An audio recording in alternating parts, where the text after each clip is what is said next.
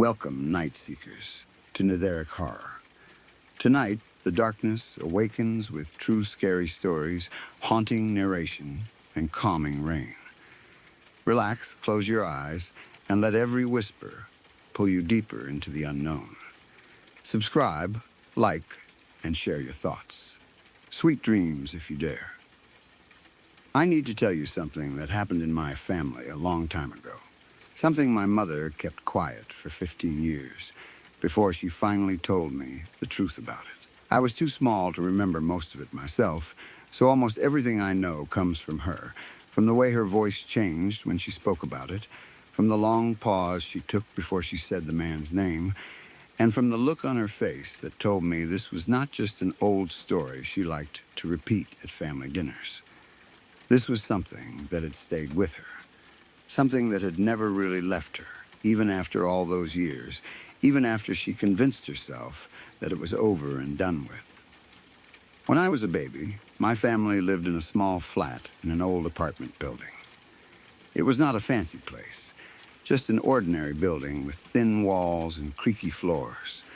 The kind of place where you could hear your neighbors moving around, coughing, laughing, living their lives just a few feet away from you.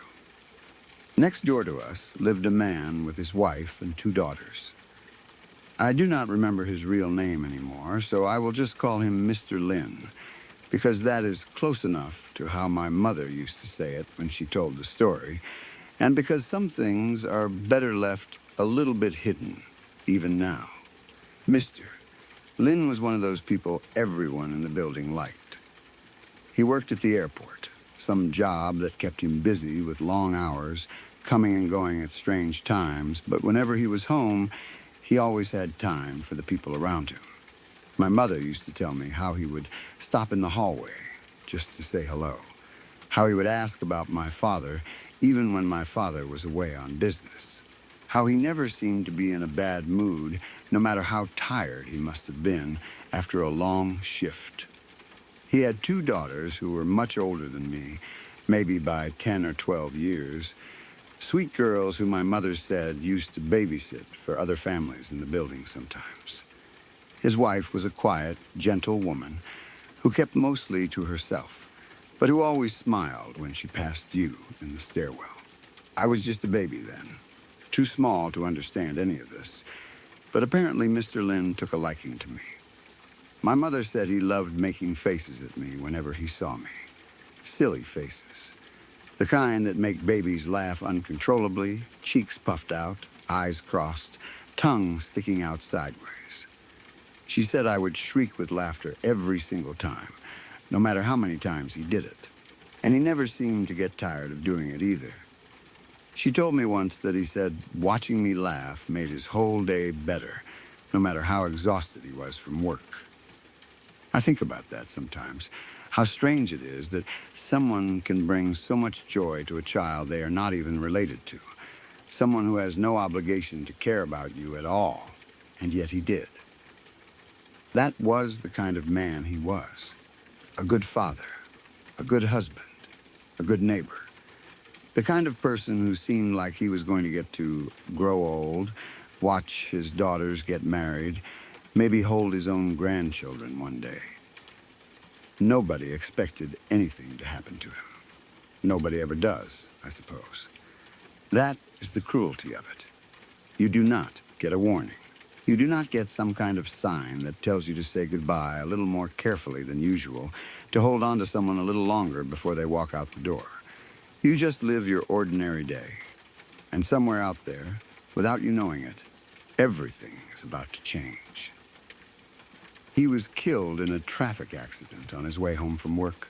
My mother never told me the details, and honestly, I never wanted to ask. All I know is that one day he simply did not come home, and then there was a knock on his family's door, and after that, everything in that apartment building changed. I do not remember the day it happened. I was far too young. But my mother told me that the whole building went quiet for a while. The kind of quiet that settles over a place after something terrible has happened, when nobody quite knows what to say to each other in the hallways anymore, when everyone walks a little more carefully, speaks a little more softly, because they know that just behind one of these doors, a family is falling apart. I do remember, or maybe I only remember because my mother told me so many times that it feels like a memory now, that I kept asking about him.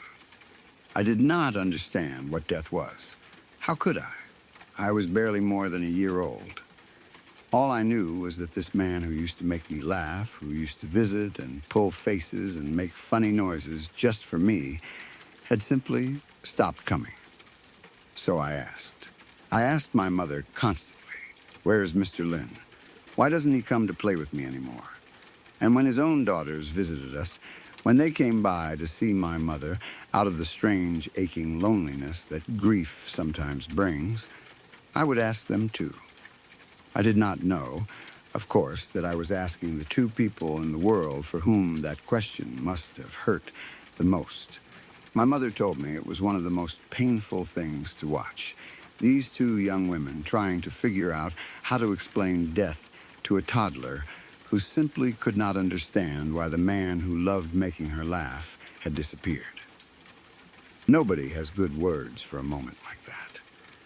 There is no gentle way to tell a baby that someone is never coming back. So mostly, I think, they just changed the subject, or told me some soft lie, something about him being on a long trip, something that would satisfy a child's curiosity for a few minutes before I moved on to some other thought entirely, the way babies do. A few days after the funeral, or maybe it was a week, my mother told me the next part of the story. The part that she said she did not think about very often, because whenever she did, it still made her chest tighten. My father was away on a business trip. This happened often back then. His job took him out of town for stretches of time, sometimes just a couple of days, sometimes closer to 2 weeks. So on this particular night, it was only my mother and me in the apartment, just the two of us, in that small flat, with the thin walls and the ordinary sounds of the building settling around us the way old buildings do at night, creaking, ticking, breathing almost, like something alive. My mother had gotten me ready for bed. We had our little nighttime routine, whatever that looked like back then. And she was getting ready to switch off the light before we both went to sleep. She told me she remembers this moment with an unusual clarity. More clarity than she has for almost anything else from that time in her life. The kind of clarity that only comes from fear burning something permanently into your memory. She was standing near the door, right by the light switch, her hand raised, just about to flick it off, when she noticed something strange. I was smiling. Not just smiling in the vague, unfocused way babies sometimes do at nothing at all, but smiling directly at something. My eyes tracking something that was not there, something beside her, something right next to where she was standing. She said, "Honey, what's going on?"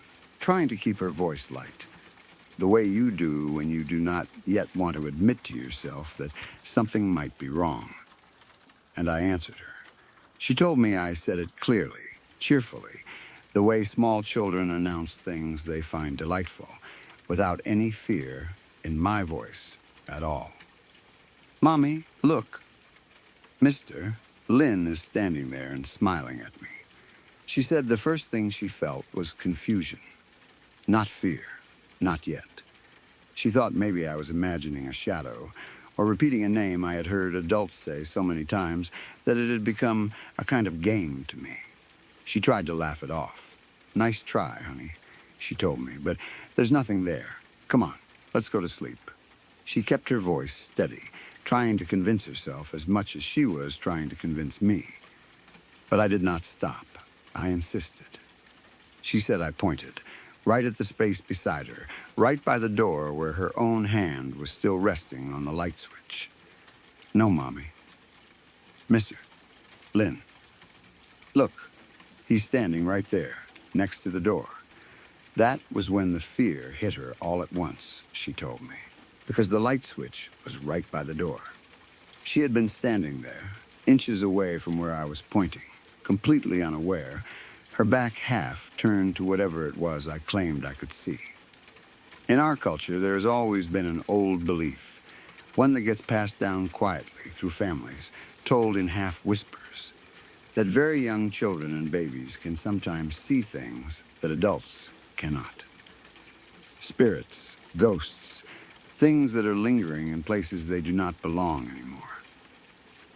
We have an old expression for it, something that roughly translates to dirty things, not because they are evil exactly, but because they belong to a different order of existence. Something unclean in the sense that it does not belong among the living anymore. My mother knew this old belief. She had grown up hearing it the way most people in her generation had.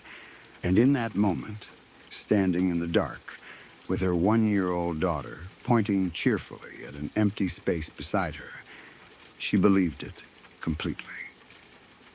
She told me the fear that went through her body in that instant was unlike anything she had felt before. She said she did not think.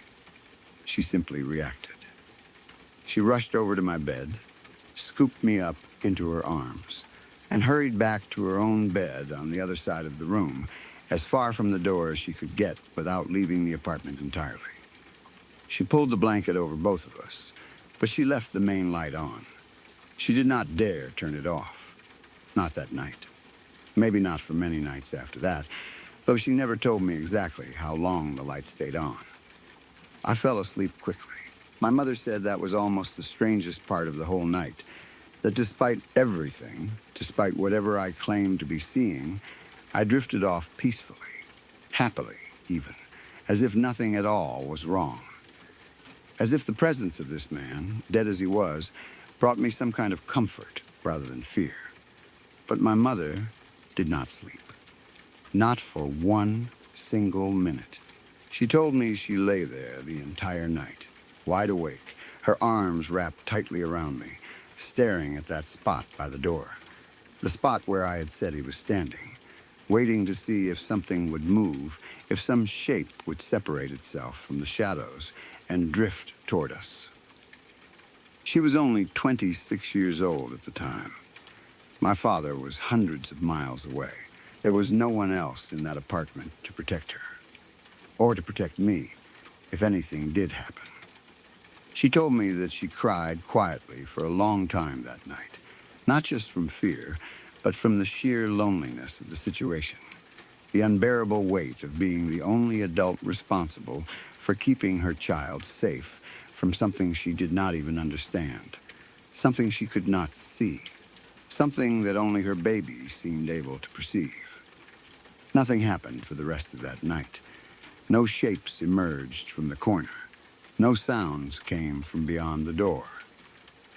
The apartment remained still, silent, ordinary in every way, except for the fear pulsing through my mother's body as she waited for a morning that felt like it would never come. As soon as the sun rose, she told me, she got up immediately. She did not wait, did not second-guess herself, did not try to reason her way out of what had happened the night before.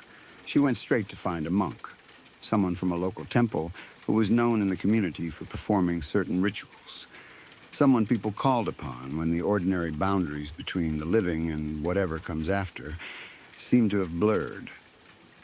She brought him back to our building that same day. The monk listened carefully as my mother explained everything.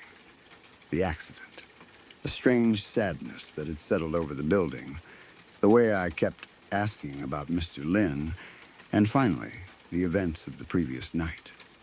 He did not seem surprised. My mother said he nodded slowly, the way someone does when they have heard a story like this many times before and are simply confirming what they already suspected. He told her that the spirit of the man was still lingering in the building, still attached to the place where his life had been so abruptly cut short. He said that death like this, sudden and unexpected, sometimes leaves a person unable to let go right away. There is too much unfinished, too much left behind. A wife who needs him, daughters who are still growing up. a life that was supposed to continue for decades longer than it did. The monk explained that this kind of spirit is not usually malicious. It is not trying to hurt anyone. It simply does not know how to leave, or perhaps does not want to. Not yet. Not while everything it loved is still so close by. He performed a small ceremony right there in the hallway outside our door, near the very spot where I had pointed the night before. My mother described it simply. Nothing overly elaborate, some chanting, some gestures, and at one point, the monk threw a handful of rice across the doorway, letting the grains scatter across the floor. She said he spoke directly to the spirit as he did this, calmly, almost gently, the way you might speak to an old friend rather than something frightening. He said something like, "Please leave the child alone. She is just a baby, and you are scaring her, even if you do not mean to." My mother added her own words as well, quietly but firmly, asking him to move on, to find peace, to stop lingering in a place that could no longer be his home in the way it once was. After that, nothing happened again. Not that night, not the next, not ever, as far as my mother knows. Whatever had been near us, whatever I had seen with such calm, untroubled clarity, seemed to leave, or at least stopped showing itself. The apartment went back to being an ordinary apartment. The hallway went back to being an ordinary hallway, and life continued the way it does, quietly folding over even the strangest of events until they seem almost impossible to believe happened at all. My mother did not tell me any of this until 15 years later, during a family gathering, of all things. I remember it clearly because it was such an unusual thing for her to bring up in the middle of a normal evening, with relatives around, food on the table, some celebration happening that I cannot even recall the reason for anymore. She told the story slowly, carefully, the way people do when they are recounting something they have kept locked away for a long time. And when she finished, I felt a cold, crawling kind of fear settle over me.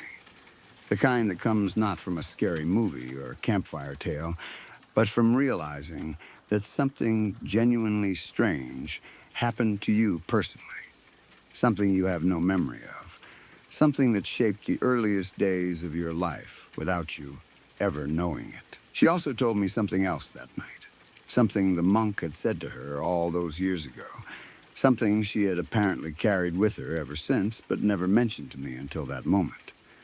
He told her that I seemed to have some kind of natural sensitivity to spirits, an openness that some children have and most grow out of as they age, but which occasionally stays with a person longer than it should.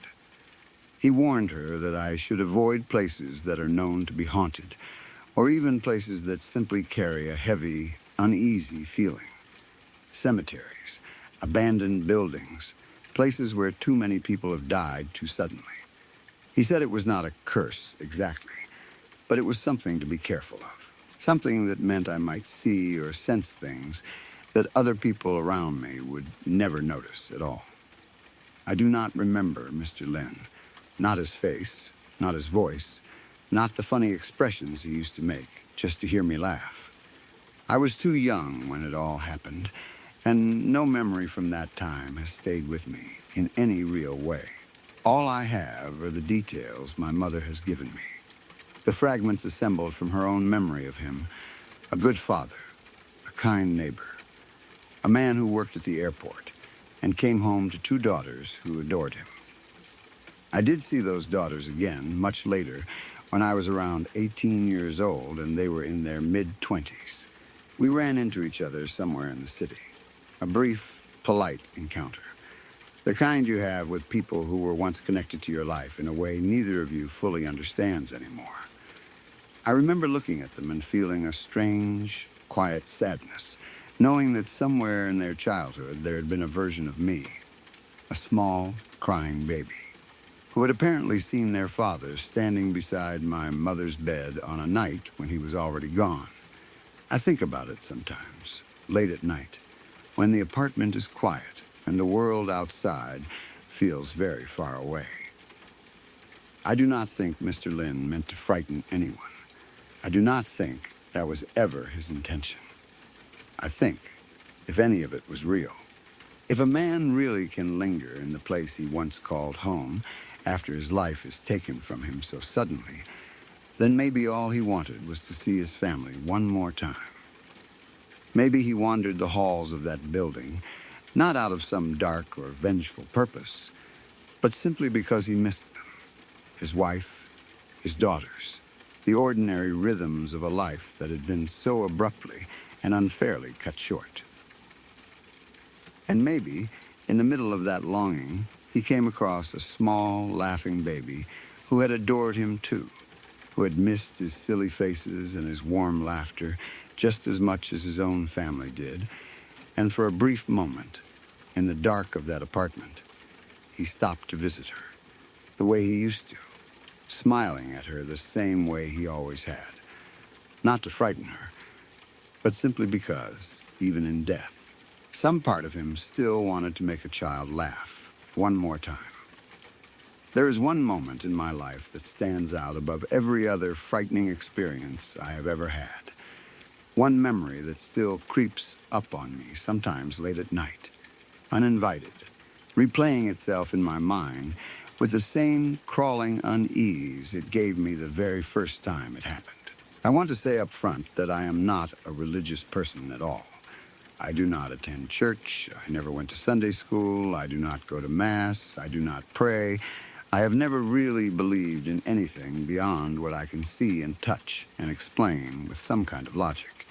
I am telling you this not to convince you of anything, but because it matters for understanding just how strange and unsettling this experience was for someone like me.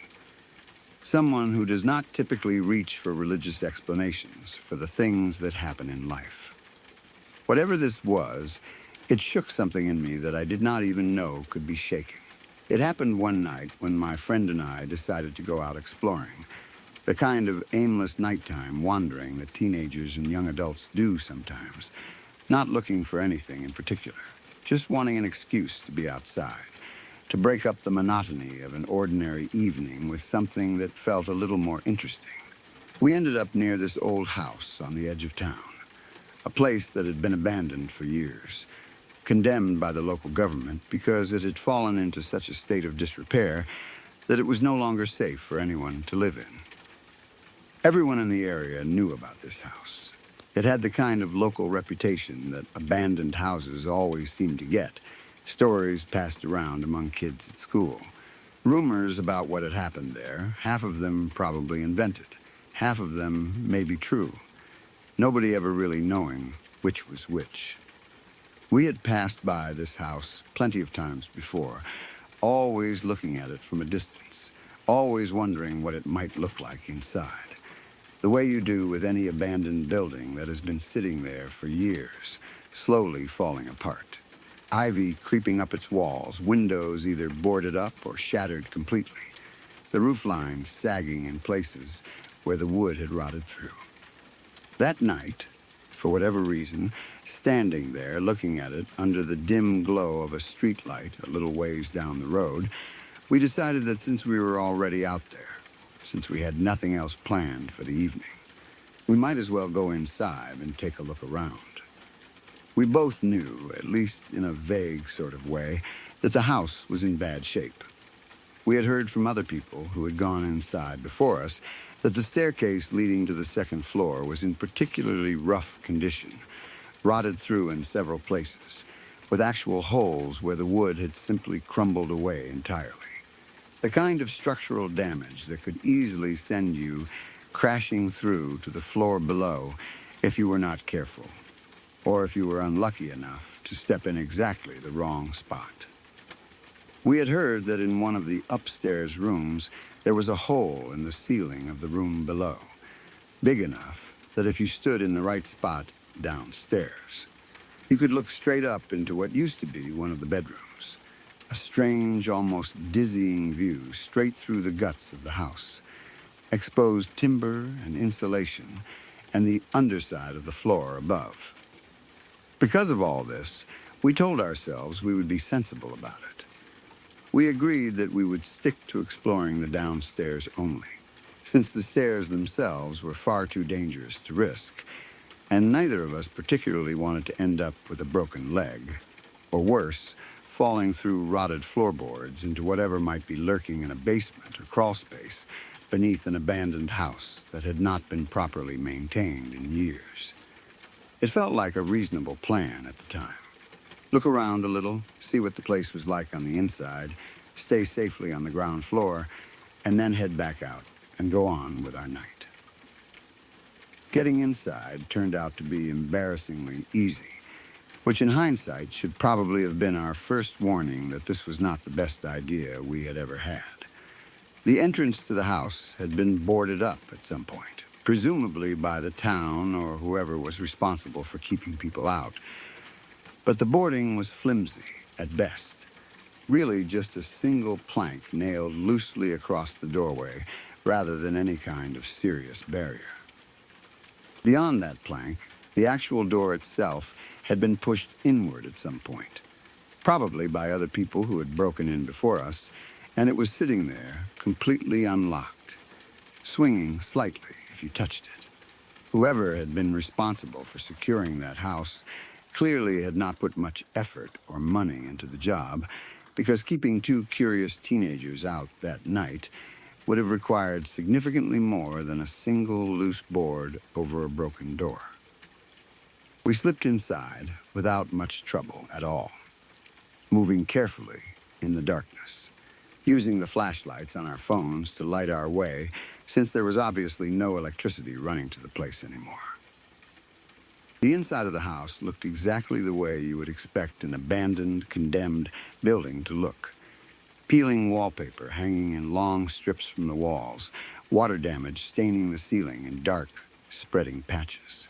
Furniture that had been left behind years ago now covered in a thick layer of dust and grime, some of it broken, some of it simply rotting away in place.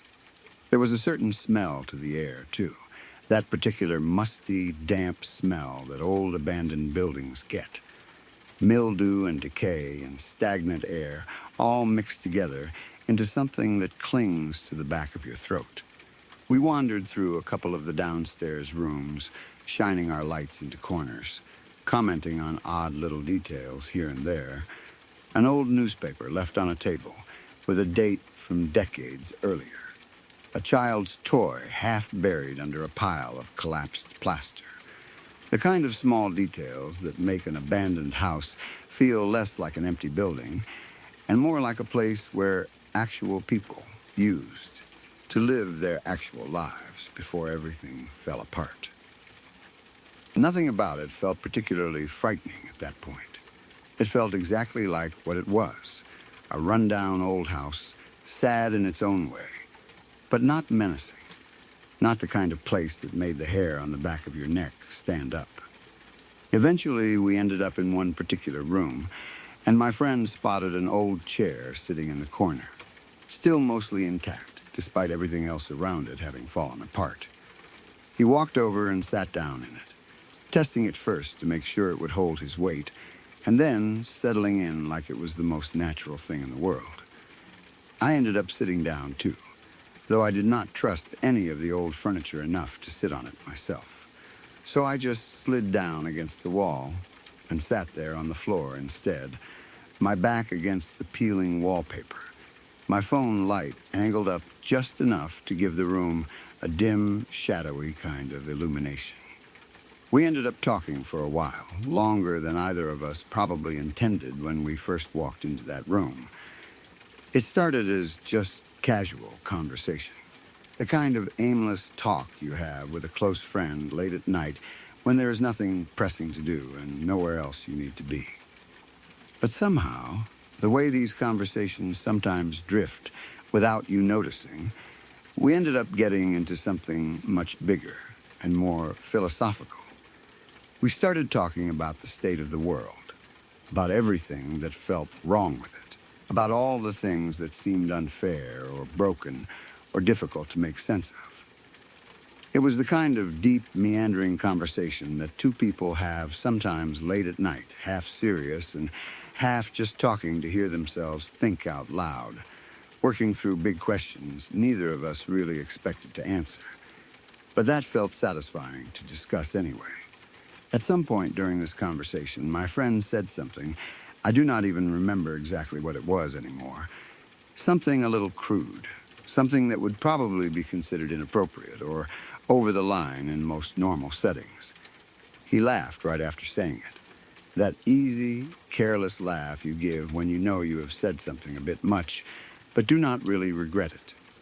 And then, still laughing, almost as a throwaway joke, he said, "Oh shit, I'm totally going to hell for that." It was such an ordinary thing to say. People say things like that constantly, as a joke, as an expression, without any real weight behind it. Neither of us thought twice about it in the moment. It was just another line in a long, rambling conversation that had already covered a dozen other topics that night. But immediately after he said it, before either of us had even fully processed the words leaving his mouth, a voice came from the other side of the room. It was not our voices. It was not an echo, not some trick of sound bouncing off the walls of an empty house the way sounds sometimes do in places like that. It was a clear, distinct voice, older sounding, raspy, the kind of voice that carries a certain rough, worn quality, like someone who has smoked for decades or simply aged in a particular way.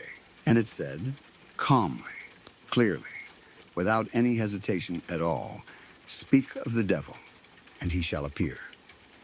I do not think I can properly describe what that moment felt like unless you have experienced something similar yourself. It was not just fear in the ordinary sense, the kind of jolt you get from a sudden loud noise or an unexpected movement in the dark.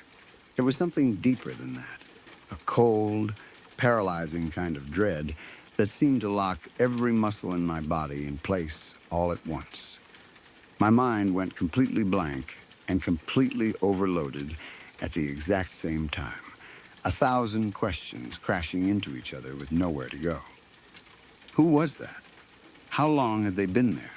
Had they been listening to our entire conversation this whole time, sitting silently in the darkness, just a few feet away from us, while we talked and laughed, completely unaware that we were not alone in that room? Was it a person at all? The voice was so calm, so measured, so perfectly timed to my friend's joke that it did not feel like a coincidence. And it did not feel like the confused mumbling of some random homeless person who happened to be squatting in an abandoned house. It felt deliberate.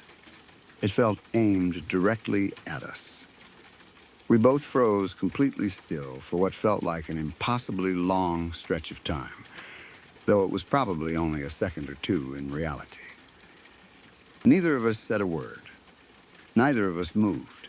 I do not think either of us was even breathing properly in that moment, our bodies locked in place by pure, instinctive fear, the kind that overrides rational thought entirely and just screams at you to stay perfectly still, as if staying still might somehow make the danger go away, might somehow make whatever had just spoken decide that we were not worth its attention after all.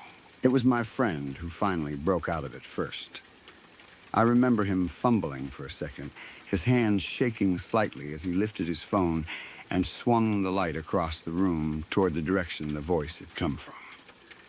The beam swept across the far wall, across the doorway on the other side of the room, and there, just for a brief moment, illuminated by the shaky light of his phone, we saw him, a man standing in the doorway, dressed in a suit, the kind of old-fashioned suit you would expect to see in photographs from decades ago, and on his head, a fedora, the sort of hat that had gone out of everyday fashion so long ago that seeing one in person, especially in a place like that, felt almost like looking at a photograph that had somehow come to life. He was already moving, already turning, walking calmly and steadily toward the back door of the house, completely unhurried, completely unbothered by the fact that he had just been caught standing there after speaking those words to us in the dark.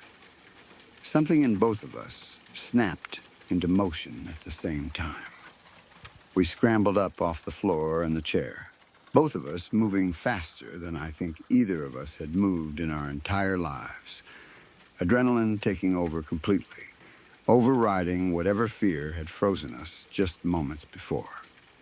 We ran after him, out through the same back doorway he had just walked through, out into the night air, our hearts pounding, desperate to catch even a glimpse of where he had gone, needing some kind of explanation, some kind of confirmation that what we had just seen and heard was real, that there was a rational, ordinary person behind it all.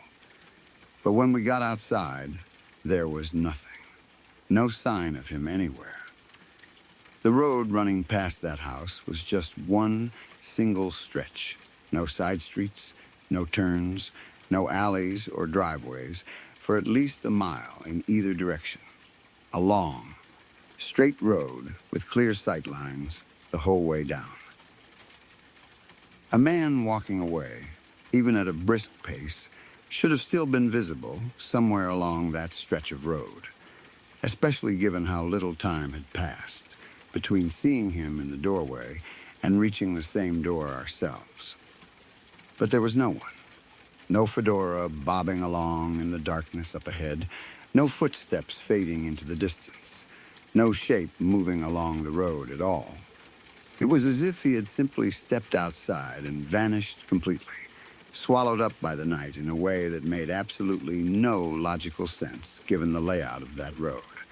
We stood there for a long while after that, both of us breathing hard, looking up and down that empty stretch of pavement, saying very little to each other because neither of us really had the words to process what had just happened. Eventually, we walked back home, mostly in silence, both of us replaying the moment over and over in our heads, trying to come up with some kind of explanation that made sense. Maybe it had been someone else living in the house who we simply had not noticed, some transient who had slipped out through a different exit we had not seen. Maybe the acoustics of that old, decayed house had somehow distorted a sound from outside into what sounded like a voice speaking directly to us. Maybe. We turned over every possible explanation between the two of us, but none of them ever felt satisfying enough to fully explain it away. I still do not know what that was. That voice, that man in the suit and hat, disappearing so completely and so impossibly along a straight road with nowhere to hide. Maybe it really was, in whatever strange and inexplicable way, some kind of brief encounter with something we do not fully understand. Something dark. Something that responded almost mockingly to a careless joke about going to hell. I am still not a religious person.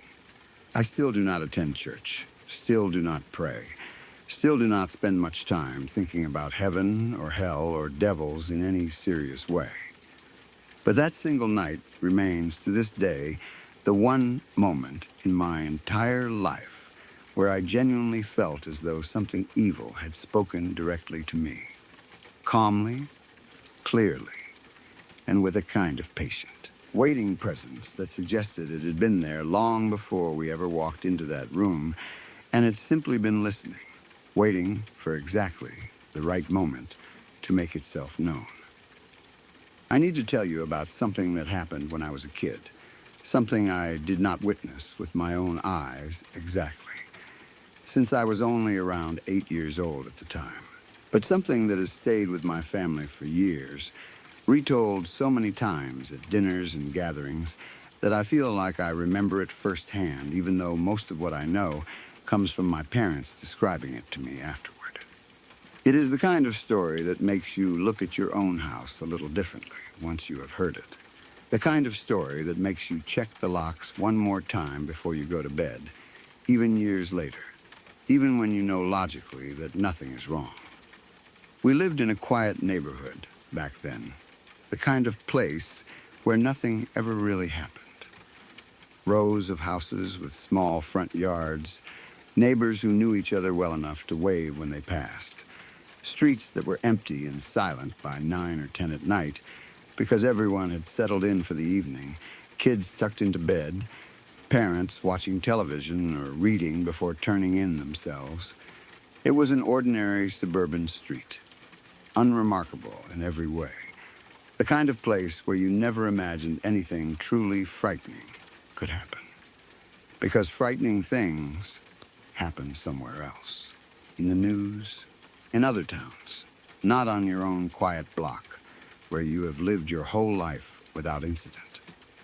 Next door to us lived a family with a little girl, only about 3 years old at the time.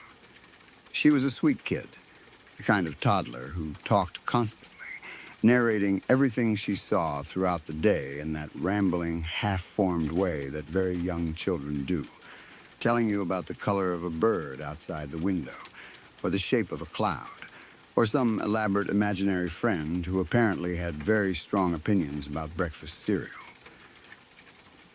Her parents adored her, of course, the way all parents adore their children at that age, but like most parents of 3-year-olds, they had also learned that a huge portion of what she said during the day was some blend of imagination and reality. Stories stitched together from cartoons she had watched, things she had overheard, and the general chaos of a toddler's mind trying to make sense of the world. It was rarely something you needed to take too literally. It was around 10 o'clock at night on this particular evening. The rest of the house was quiet. Everyone winding down, getting ready for bed, that late, settled feeling that comes over a house once the day is truly done and there is nothing left to do but sleep. The little girl came padding into the room where her father was sitting, and she told him, in her small, matter-of-fact voice, that she had seen someone break into the garage. Now, if you have ever spent time around a 3-year-old, you know that statements like this are not exactly unusual. Small children say all kinds of things that sound alarming out of context, but turn out to be completely harmless once you dig a little deeper. Maybe she had seen a shadow move outside the window, and her imagination filled in the rest. Maybe she was repeating something from a show she had watched earlier that day. Maybe she had simply had a bad dream and was still half caught between sleep and waking, confusing one for the other the way toddlers sometimes do right before bedtime. Her father, understandably, did not think much of it at first. He gave her the kind of reassurance you give a small child who says something like that, told her it was probably just her imagination. Maybe suggested she had seen a shadow from a passing car and started to steer her back toward bed the way parents do when they are tired themselves and ready for the day to be over. But she did not let it go. She kept repeating it, the same simple sentence, insisting with the particular stubbornness that small children sometimes have when they are absolutely certain about something, even if the adults around them are not taking it seriously. She said it again, and then again, using almost the exact same words each time, that there was a man, and he had broken into the garage. She was not scared exactly, or at least not in the way you would expect a child to be if she were simply repeating a scary dream. She was insistent, matter of fact, the way a child speaks when they are recounting something they actually witnessed, rather than something they imagined. Something about the way she kept repeating it eventually made her father pause. Maybe it was the specific consistency of her story, the fact that she was not embellishing it or changing details the way children often do when they are making something up on the spot. Maybe it was just a nagging feeling in the back of his mind, the kind of quiet unease that creeps up on a parent even when there is no clear reason for it. Whatever it was, he decided that even though it was very likely nothing, even though the odds were overwhelmingly in favor of this being nothing more than a toddler's overactive imagination at the end of a long day, it probably would not hurt to be careful. Better safe than sorry, as the saying goes. So he picked up the phone and called the police. I imagine that call must have felt a little embarrassing for him in a way. Calling the police because your 3-year-old said she saw someone break into the garage is not exactly the kind of thing you feel confident reporting. You can imagine him almost apologizing as he explained the situation to the dispatcher, telling them up front that it was probably nothing, that his daughter was very young, that kids say all sorts of things, but that he just wanted to be safe rather than ignore it completely and regret it later. It is a very human thing, that instinct to downplay your own worry even while you are acting on it. To hedge your words so that if it does turn out to be nothing, you have already prepared everyone, including yourself, for the anticlimax. The police, to their credit, did not dismiss the call. Even a small, seemingly unlikely report is still worth checking, especially at night, especially in a quiet residential neighborhood where anything out of the ordinary is worth a few minutes of an officer's time. So, a patrol car was sent out to the house. When the officers arrived, the father met them at the door, and by his own account, he repeated almost exactly what he had said on the phone. He told them what his daughter had said, that she claimed to have seen a man break into the garage, and he made sure to add, more than once, that it was very likely nothing at all, that she was only 3 years old. That this kind of thing happens all the time with kids her age, and that he did not want to waste their time over what was probably just an overactive imagination working itself out at bedtime. The officers listened, and to their credit, they did not treat it as a waste of time. They told him they would check it out anyway, just to put everyone's mind at ease. And they made their way around the side of the house toward the garage, flashlights in hand, moving with the calm, practiced caution of people who have checked out hundreds of false alarms before and expect this to be another one of them. I can only imagine what that walk around the side of the house must have felt like for them in that moment. Routine, almost boring. The kind of call they had probably answered dozens of times before, always turning out to be nothing. A raccoon knocking over a trash can, a loose shutter banging in the wind, a shadow cast at just the wrong angle by a streetlight. There was no reason for them to expect anything different this time. A 3-year-old's bedtime claim about a break-in is about as low on the list of credible threats as you can get. But when they opened the garage door and shone their flashlights inside, they found a man crouched in the corner, hidden among the shadows and the clutter that collects in every garage. Tools, boxes, whatever forgotten items had been pushed into the corners over the years. He was not there by accident. He was not some confused stranger who had wandered in looking for shelter. He was hiding, deliberately, silently, waiting for the house to go completely quiet, waiting for the lights to go out and stay out, waiting for the family inside to fall fully asleep so that he could slip out of the garage and into the house itself, undetected, while everyone lay unaware and vulnerable in their beds. I do not know all the details of what happened after that, whether he had a weapon, whether he resisted, whether the police recognized him from anywhere, or if he was a total unknown to everyone in the neighborhood. My parents did not go into that level of detail when they told the story, or perhaps they simply never learned all of it themselves. What I do know, what has always stuck with me the most, is the sheer, bone-deep unease of that discovery.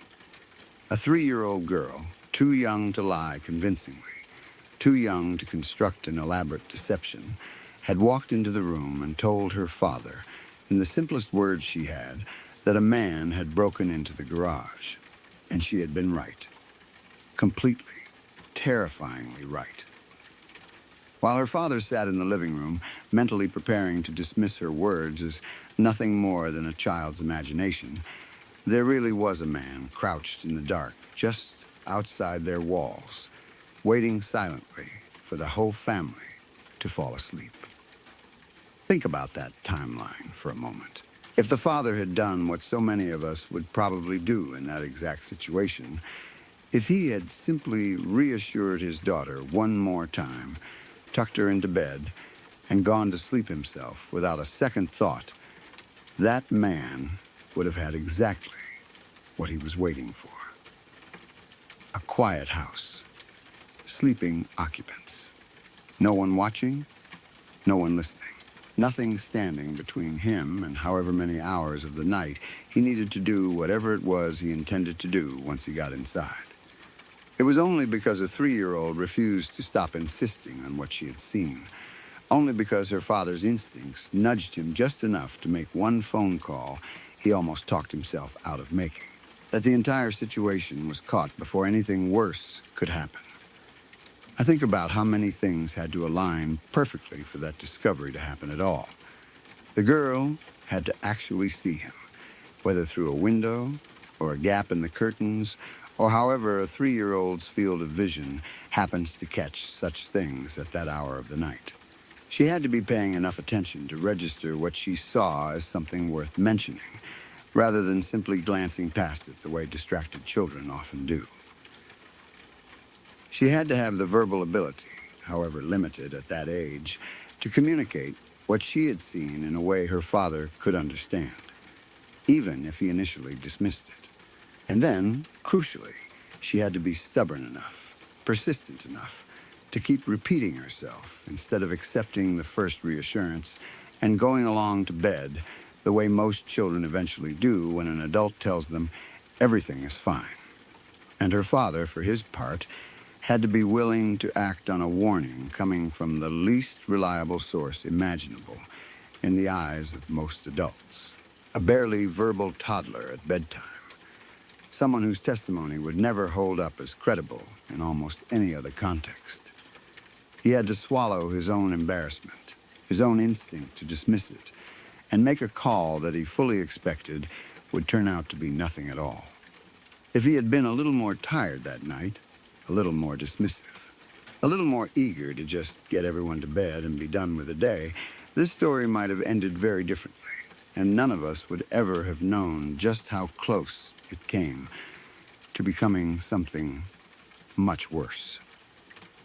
What strikes me most, even now, all these years later, retelling a story I only partially remember myself, and mostly know through my parents' retelling, is how ordinary the whole beginning of it was. Nothing about that night suggested anything was wrong. It was just an ordinary evening in an ordinary house on an ordinary street. The kind of night that happens hundreds of times without anything unusual occurring at all.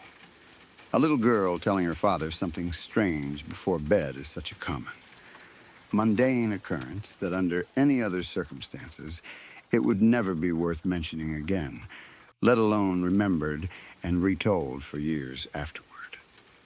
And yet, hidden just beneath that ordinary surface, there was a man in the dark, patient, silent, waiting for exactly the kind of night that this one seemed to be. Quiet, uneventful, unremarkable. The perfect conditions for something to go terribly wrong without anyone ever seeing it coming. I do not know what became of the man they found in the garage that night. I do not know if he had done this before, if he had a history of this kind of thing, if he chose that house at random, or had been watching it for some time beforehand, learning the family's patterns, waiting for an opportunity. My parents never told me, and honestly, I am not sure they ever knew themselves. What I do know is that the story became something of a quiet legend in our little corner of the neighborhood, retold carefully among the adults, usually in hushed voices after the children had been sent to bed, a reminder of how thin the line can sometimes be between an ordinary night and something far more dangerous. Even now, so many years later, whenever I hear a story about a child saying something strange, something adults are quick to dismiss as nothing more than imagination, I think about that little girl standing in front of her father, repeating the same simple sentence over and over, refusing to be brushed aside. I think about how easy it would have been to ignore her completely, how reasonable it would have seemed to everyone involved. and how differently that night could have ended if her father had not, in the end, decided to listen. I still live not far from that same neighborhood today, and every so often when I am home alone at night and the house goes quiet the way houses do late in the evening, I think of that story, and I find myself glancing toward the window, or listening a little more closely to the small sounds a house makes as it settles for the night.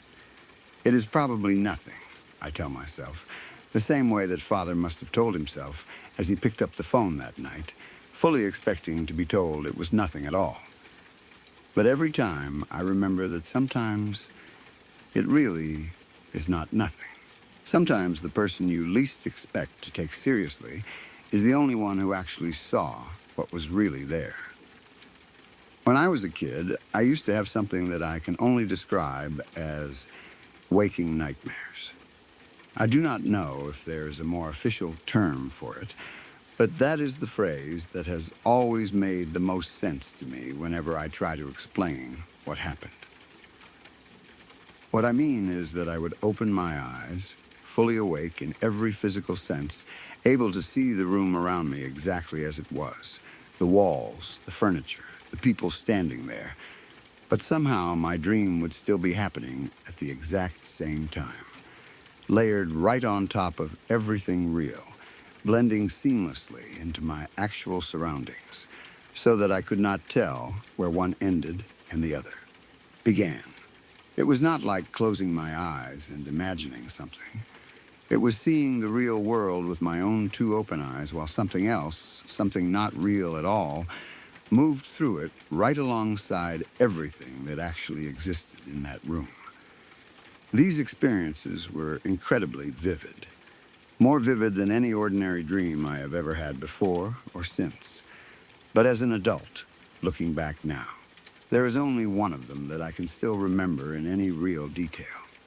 The rest have faded the way most childhood memories eventually do, blurred at the edges, softened by time until only impressions remain, rather than clear pictures. But this one memory, this single night, has stayed with me with a clarity that almost frightens me on its own, completely separate from the content of the memory itself. I do not know why this particular one refused to fade the way the others did, but it has stuck with me for essentially my entire life, all the way into adulthood, decades later, still as sharp and detailed as if it happened only a week ago. I must have been about 5 or 6 years old at the time. I do not remember much about the day leading up to it. Nothing special or unusual, just an ordinary day in an ordinary childhood. The kind of day a small child forgets almost immediately because nothing about it stands out. What I do remember, with startling clarity, is waking up in the middle of the night and immediately realizing that something was deeply wrong. I could not move, not even slightly. It was as if my entire body had been switched off from the neck down, every muscle locked completely in place, refusing to respond no matter how desperately I tried to force it into motion.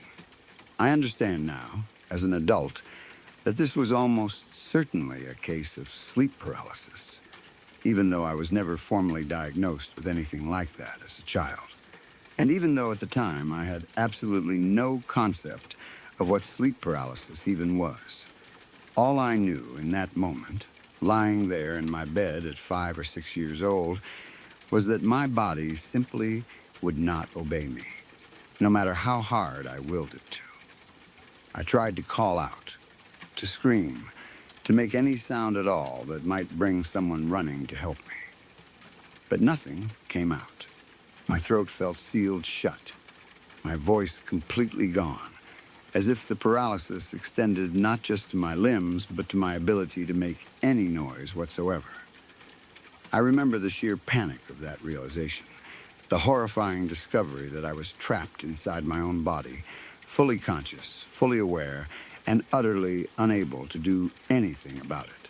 My bedroom door was positioned at the foot of my bed, along the same wall that my bed was pushed up against, so that if I looked straight ahead from where I was lying, I had a direct, unobstructed view of that doorway.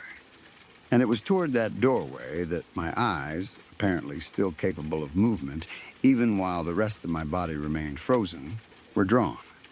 I saw a man lean around the corner of the doorway, looking directly at me. I do not know how else to describe what I saw except to say that his skin was gone. Not injured, not burned in patches, but simply gone entirely, as if it had been stripped away completely, leaving behind something raw and exposed underneath. And parts of him, in places I cannot fully account for even now, were on fire. Actual flames licking across whatever remained of him, flickering and moving the way fire does, casting a strange, restless light across features that no longer had any skin left to properly hold or shape them. If I try to think of the closest comparison I have ever come across since then, the image that comes closest is the skinless creature from the Hellraiser films, that raw, exposed look, except with the added horror of open flame consuming parts of him as he stood there. He was speaking as he came into the room, though I could not make out any actual words. It sounded like some other language entirely, or perhaps just gibberish, sounds that had the rhythm and cadence of speech without forming anything I recognized as actual language. He mumbled continuously, this low, unintelligible stream of sound, as he moved steadily into my room and came to stand directly at the foot of my bed, right where the door had been only moments before. I could not scream. I could not move. I could not even look away from him, my eyes locked forward, as if some invisible force were holding my head perfectly still, forcing me to watch every single second of what was happening, whether I wanted to or not. I remember, even at that young age, feeling an overwhelming primal terror unlike anything I had ever experienced before. The kind of fear that comes not just from what you are seeing, but from the complete and total helplessness of not being able to do anything in response to it. He reached out toward me slowly, his movements deliberate, almost unhurried, as if he had all the time in the world and knew somehow that I was not going anywhere. I watched his hand extend across the space between us, closer and closer, until finally his fingers closed around my ankle, and I felt it.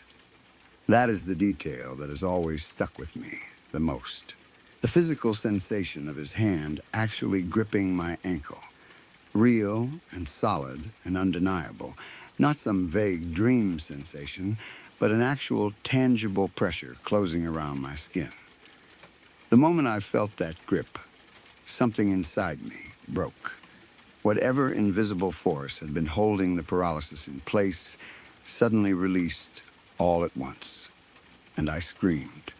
That is where the actual dream, or whatever you want to call that experience, ended, at least from my own perspective as the small child living through it. But the real explanation for what happened that night, the version my mother has told me many times since then, fills in the rest of the story from the other side. The side I could not perceive myself in that moment, because I was still trapped somewhere between sleep and waking. According to my mother, she had heard noises coming from my room in the middle of the night, some kind of low grunting or straining sound, the sort of noise a person makes when they are trying to speak or move, but cannot quite manage either one properly. Concerned, she got up and came to check on me, walking to my bedroom door the way any parent would when they hear their child making distressed sounds in the middle of the night. She told me that when she reached my doorway and looked in, I was clearly awake in some sense, my eyes open, staring in her direction, but I was completely unresponsive to her. She said my face looked strange, somehow wrong in a way she struggled to fully articulate even years later, my eyes fixed and staring at something. Though from her perspective, there was nothing there at all, except her own ordinary self, standing in the doorway of my bedroom in the middle of the night. She tried talking to me, saying my name, asking if I was okay, the way any mother would when her child appears to be awake but is not responding normally.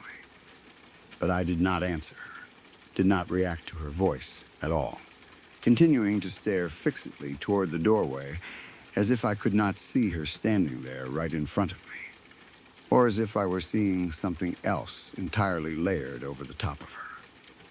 Concerned by my lack of response, she moved further into the room and reached out, taking hold of my ankle in an attempt to gently shake me awake. The same instinctive gesture any parent might use to rouse a child from a particularly deep or troubled sleep. The moment her hand closed around my ankle, whatever thin barrier had been holding my waking nightmare together apparently shattered completely, and I began screaming and thrashing violently, kicking out at her, still convinced in that disoriented, half-conscious state that the burning, skinless man from my vision had finally gotten hold of me, that his hand was the one gripping my ankle, that I needed to fight my way free of him with everything I had left in me. I can only imagine what that must have looked like from her side of things, and what it must have felt like to experience as a parent. She had simply come to check on her young child in the middle of the night, heard some concerning but fairly ordinary sounding noises, walked in to investigate, and found herself suddenly being kicked and screamed at by her own son, who appeared completely unaware that it was even her standing there at all. She has told me many times over the years since then that this remains to this day one of the single most frightening experiences she has ever had as a parent. Not because anything was actually dangerous in a physical sense, but because of how completely disconnected I seemed from reality in that moment. How impossible it was for her to reach me, or calm me down, or make me understand that it was. Only her, my own mother, standing there in the dark trying to help. It took some time, she has told me, before I finally settled down enough to recognize her, before the last remnants of the nightmare fully cleared from my mind and I understood that the burning man had never actually been there, that it had only ever been her the entire time, that the hand gripping my ankle had belonged to my own mother trying to wake me, rather than some skinless, mumbling creature reaching out to grab hold of me in the dark.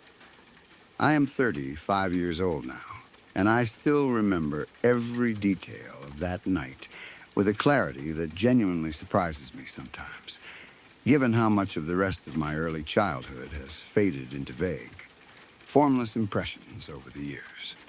I can still picture the exact way that doorway looked at the foot of my bed, still recall the precise sensation of complete paralysis, the terror of trying and failing to make any sound at all, and above everything else, the image of that burning, skinless man leaning around the corner and slowly making his way toward me, mumbling in a language I could never understand, right up until the moment his hand closed around my ankle and I finally felt it.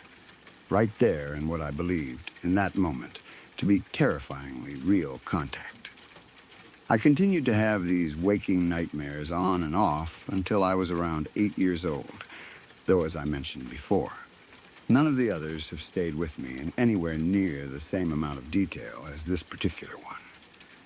Something about that night, about the burning man and the paralysis, and the way it all blended so seamlessly into my mother's real physical presence standing in my doorway, cemented itself into my memory in a way none of the other episodes ever managed to do.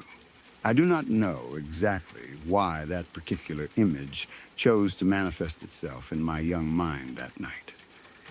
Why my sleeping brain decided to transform my own mother's concerned, ordinary face into something so grotesque and frightening.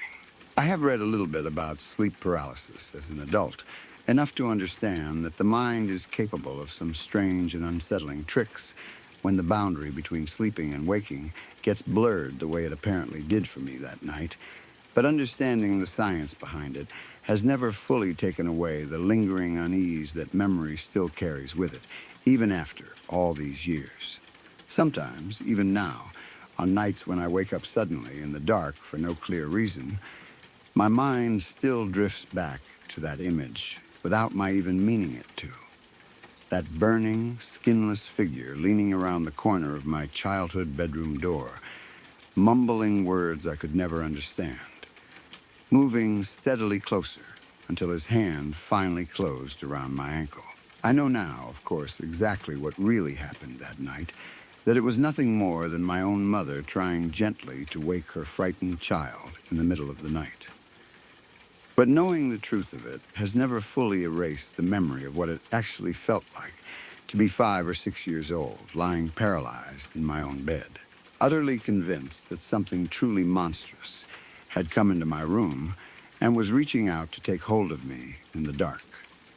This might not sound like much to anyone else, and I know that when I try to explain it to people, most of them just kind of shrug and say it was probably nothing, just a strange coincidence, nothing worth losing sleep over.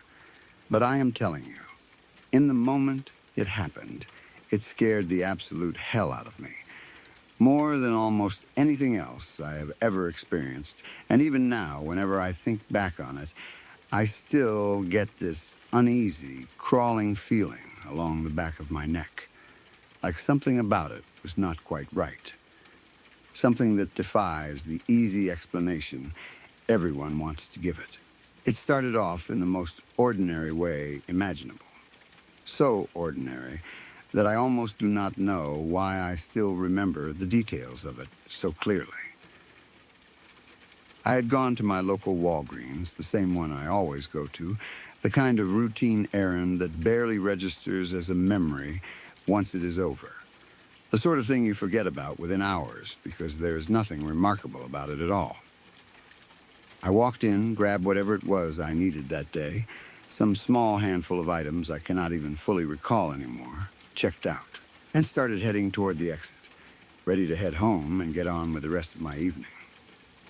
As I was walking out through the doors, a woman approached me.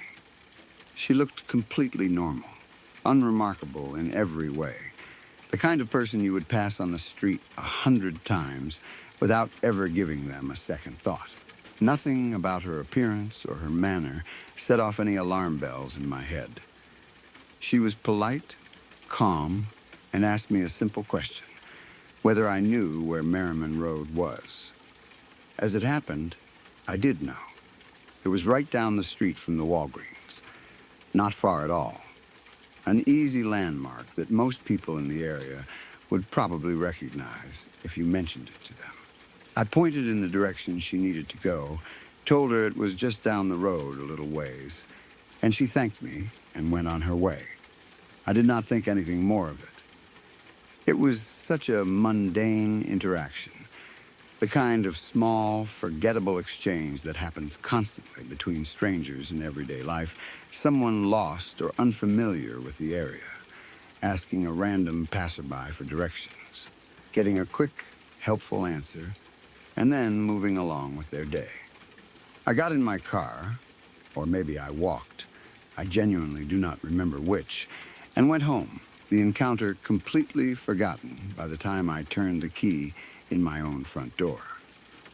The next morning came and went in its usual, unremarkable way. I woke up at my normal time, went through my regular morning routine, the same series of small habits and tasks that everyone falls into once they have lived in the same place long enough that mornings start to blur together into a kind of comforting sameness. I got ready for work the way I always did, gathered whatever I needed for the day, and made my way toward the door of my apartment, ready to head out and start my commute like any other weekday. I opened my apartment door and stepped out into the hallway, the same hallway I walk through every single morning without giving it a second thought. A space so familiar to me that I barely registered its details anymore. The same worn carpet, the same slightly flickering light near the far end, the same row of mailboxes built into an alcove just off to one side where residents could check for letters or packages before heading out for the day. I stepped into that little enclosure where the mailboxes were, the same small space I passed through almost daily, and as I did, I glanced up, and there, standing against the wall, was a man. I knew immediately that he was not a tenant in the building.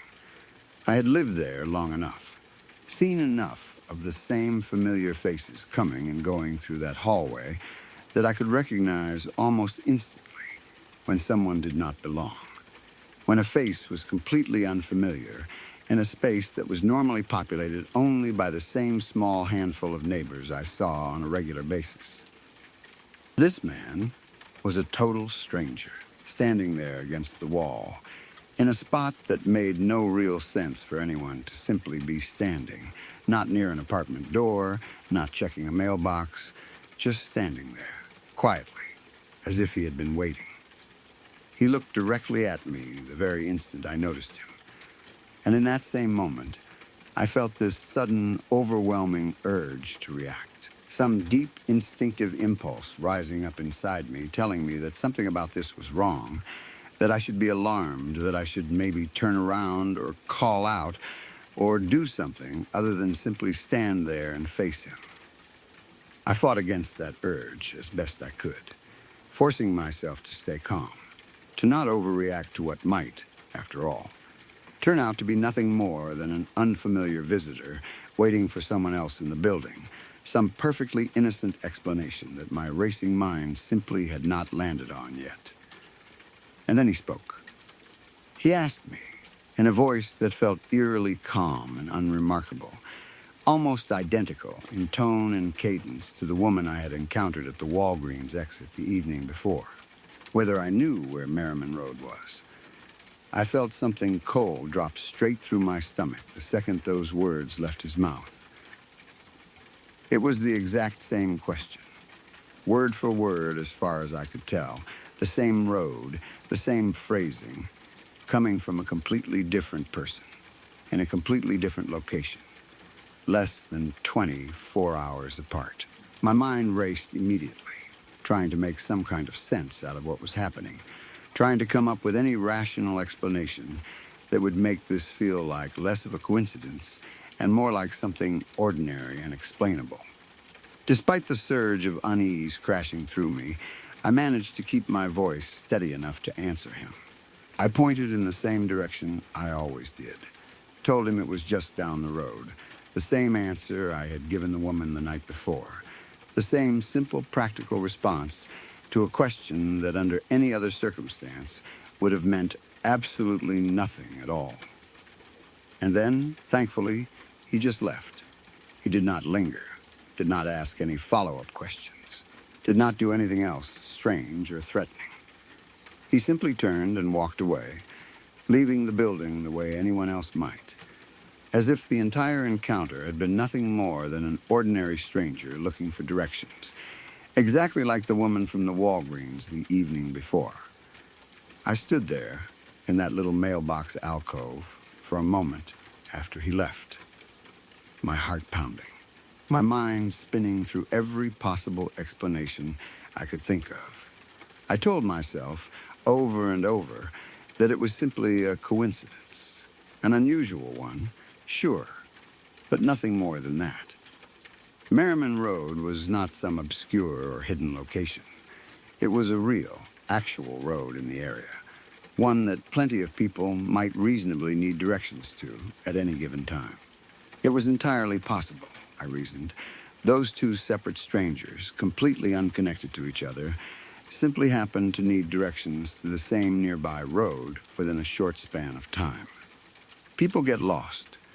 People visit unfamiliar areas. People ask for directions from whoever happens to be nearby when they need help. There was nothing inherently impossible about two different people, on two different days, both needing to find their way to the exact same street.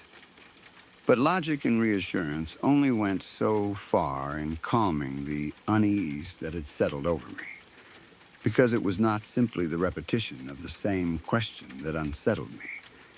It was the where and the how of it all. The woman had approached me outside a public store, a completely ordinary place for a stranger to ask a random passerby for directions. That part made sense. But the man the next morning had been standing inside my own apartment building, in a hallway that only residents and their invited guests should have had any reason to be in at all. He was not simply someone who happened to be passing by on a public street. He had somehow gained access to a semi-private space, a locked or at least restricted building where I lived, and he had been standing there, quietly, apparently waiting, until the exact moment I stepped out of my own apartment door. How had he gotten into the building in the first place? Had someone let him in, some other tenant perhaps, unaware of who he was or why he needed access?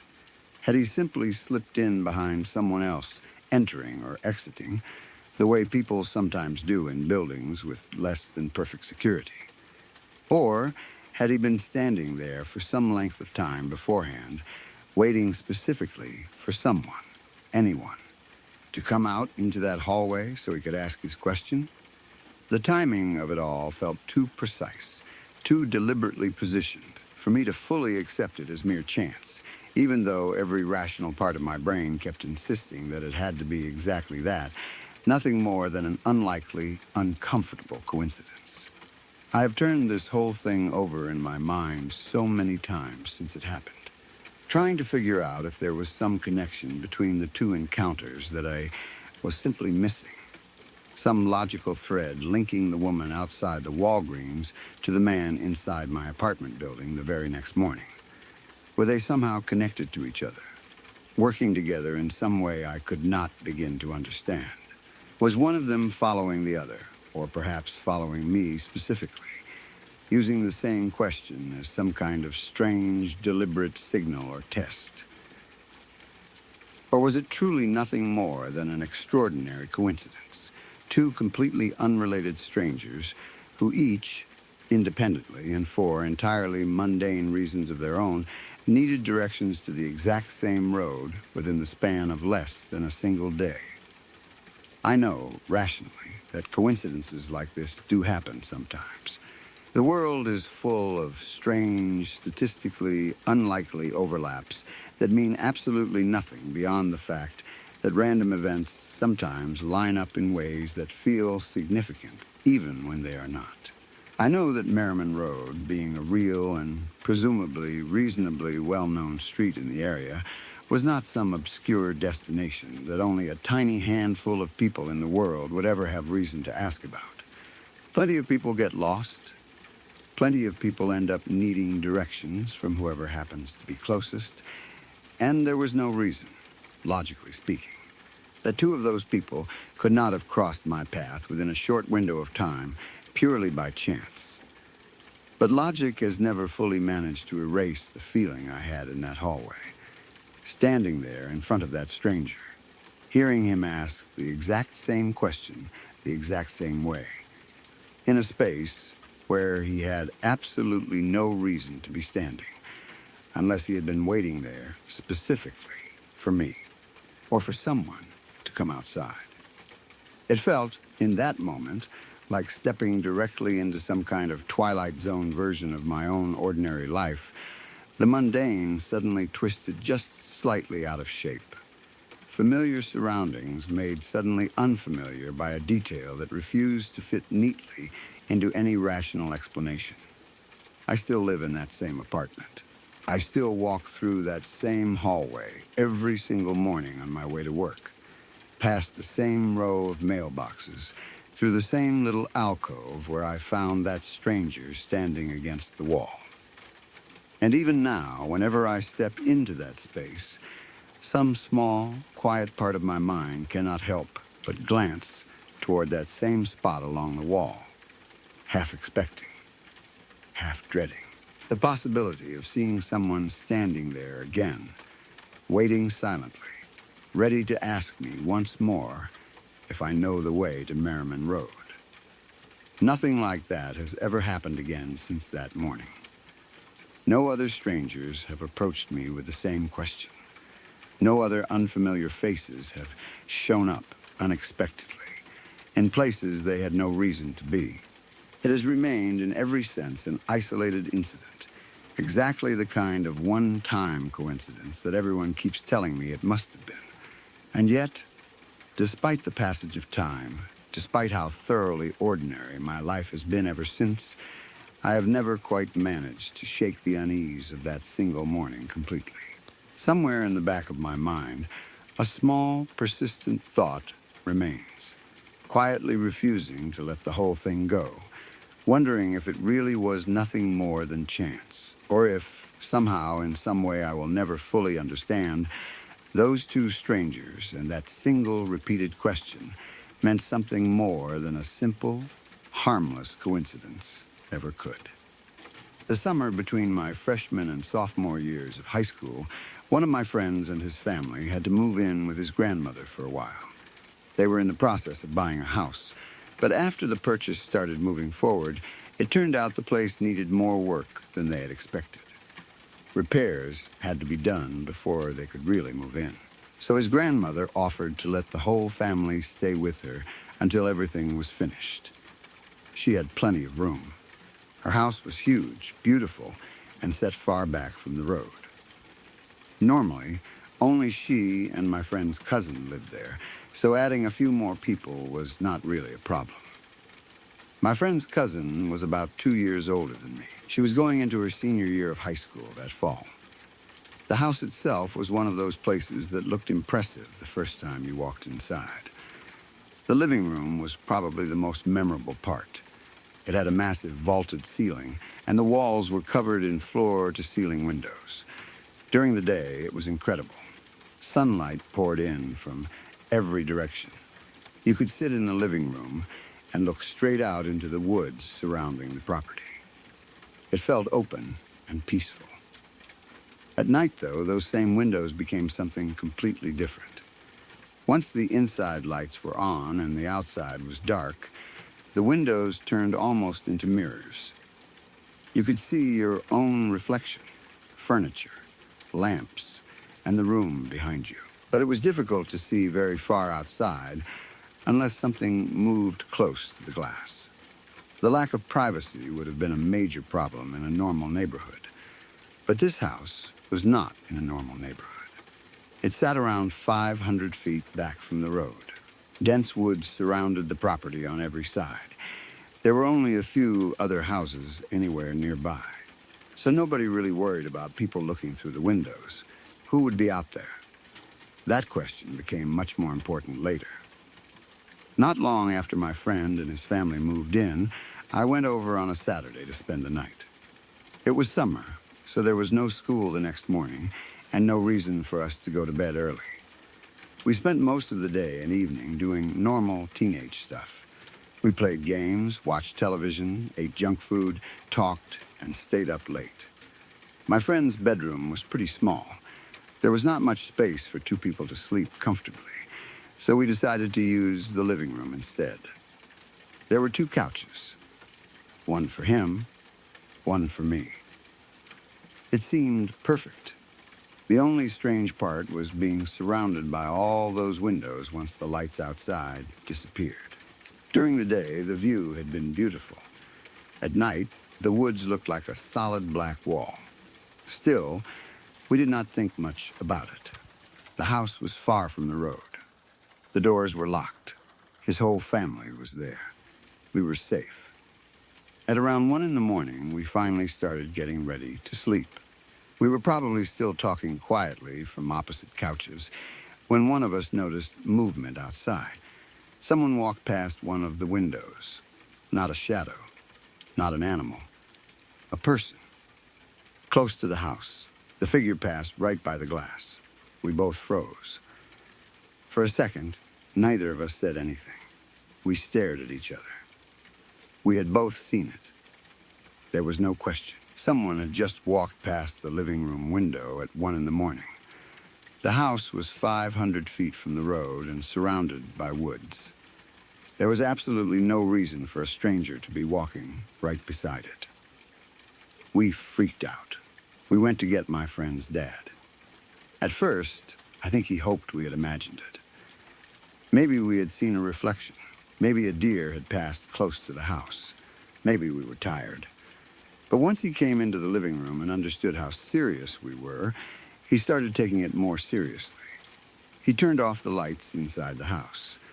The moment the living room went dark, the windows changed. Without the bright interior reflections, we could see outside much better.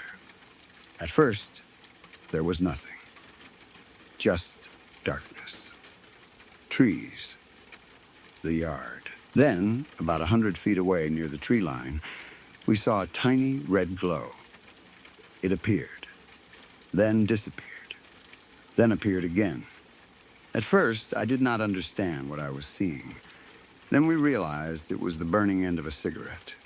A person was standing out there smoking. Actually, there were two people. We could tell because the glowing cigarette moved from one position to another. One person would take it. The red tip would brighten. Then it would shift through the darkness toward the other person. They were passing a cigarette back and forth, just standing there, watching the house. That image still bothers me. If someone had been walking through the woods, maybe there would have been an explanation. If they were hunters, hikers, or teenagers taking a shortcut, they would have kept moving. These people were not moving on. They had positioned themselves near the tree line where they could look directly at the house. They were standing in darkness, smoking, watching us. My friend's dad called the police. Then, probably hoping to scare them away, he opened the front door and yelled toward the trees. The two figures immediately took off. We saw movement. The cigarette light disappeared. They ran into the woods. The police eventually arrived. Officers checked around the property and looked near the area where we had seen the two people. They found nothing. That was not really surprising. The woods were full of small game trails. Animals had made paths everywhere. Someone who knew the area could disappear quickly. Even someone who did not know it could just run into the trees and keep moving until they reached another property or road. There was no fence trapping them. No easy way to know which direction they had gone. The police searched, but whoever had been there was gone. We talked about it afterward. The whole thing was creepy, but we tried to come up with explanations. Maybe it was teenagers. Maybe someone had heard there were kids staying at the house and came over to mess around. Maybe they were just bored. The problem was that there were almost no teenagers living nearby.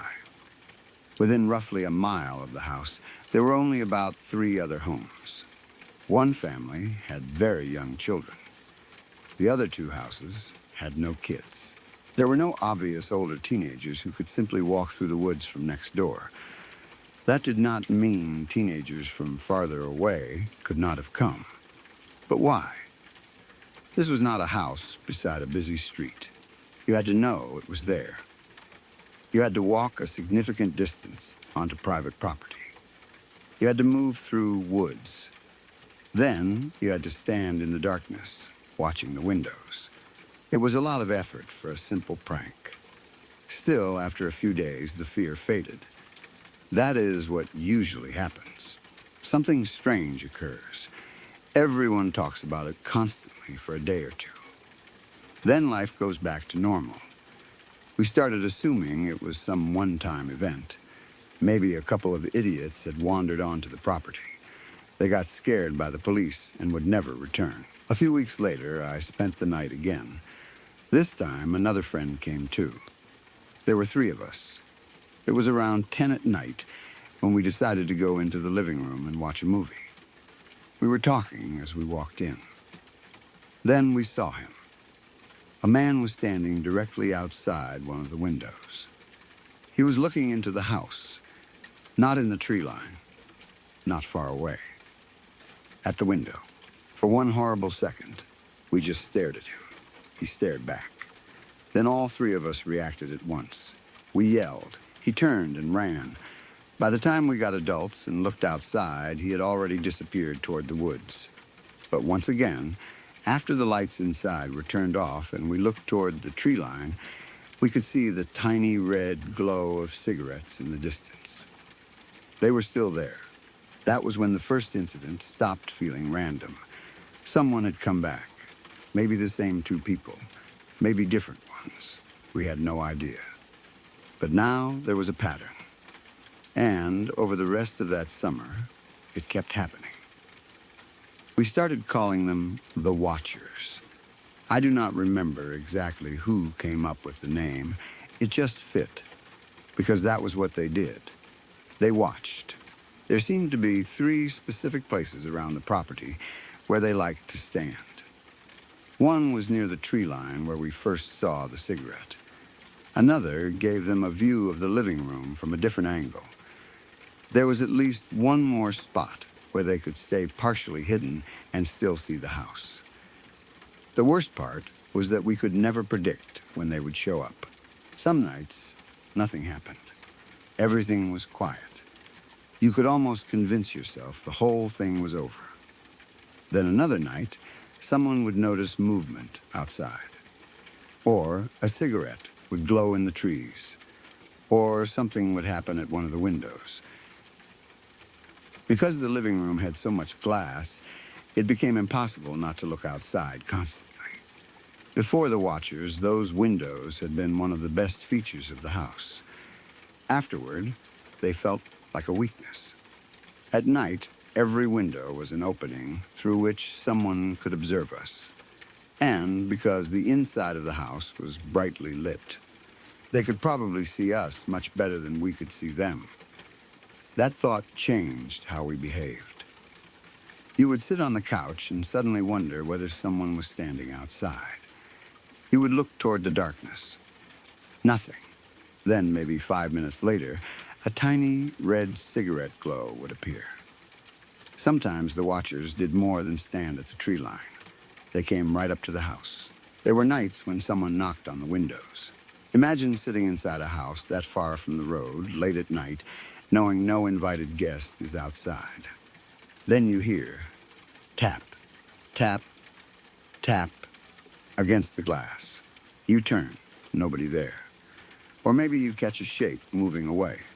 Sometimes they seem to enjoy getting a reaction from us. That was what made it feel less like random trespassing and more like deliberate harassment. One night, they shook the front door so violently that they triggered the burglar alarm. That was probably one of the scariest incidents. It was one thing to see someone in the woods. It was another to know they had walked all the way up to the front porch, grabbed the door, and tried to shake it. The entire house heard it. The door rattled hard in the frame. Then the alarm went off. Whoever was outside ran. Again, that became the pattern. They wanted us to know they were there. But the moment adults came outside, police were called, or someone tried to confront them, they disappeared into the woods. Another time, someone used lipstick to write a message on one of the windows. One word, hello. That one bothered me in a different way. A person had to walk directly up to the glass. They had to stand there long enough to write. They were close enough to look inside. Hello, it sounded playful, almost friendly. But there was nothing friendly about it. It felt like a reminder. We can come this close whenever we want. We know where you are. We see you. Hello. After that, even daylight did not completely remove the creepy feeling. During the day, my friends and I searched the woods. We wanted answers. Teenage boys are strange that way. At night, we were terrified. During daylight, suddenly we thought we were investigators. We would walk the game trails looking for signs. Cigarette butts. Footprints. Places where someone might have been sitting.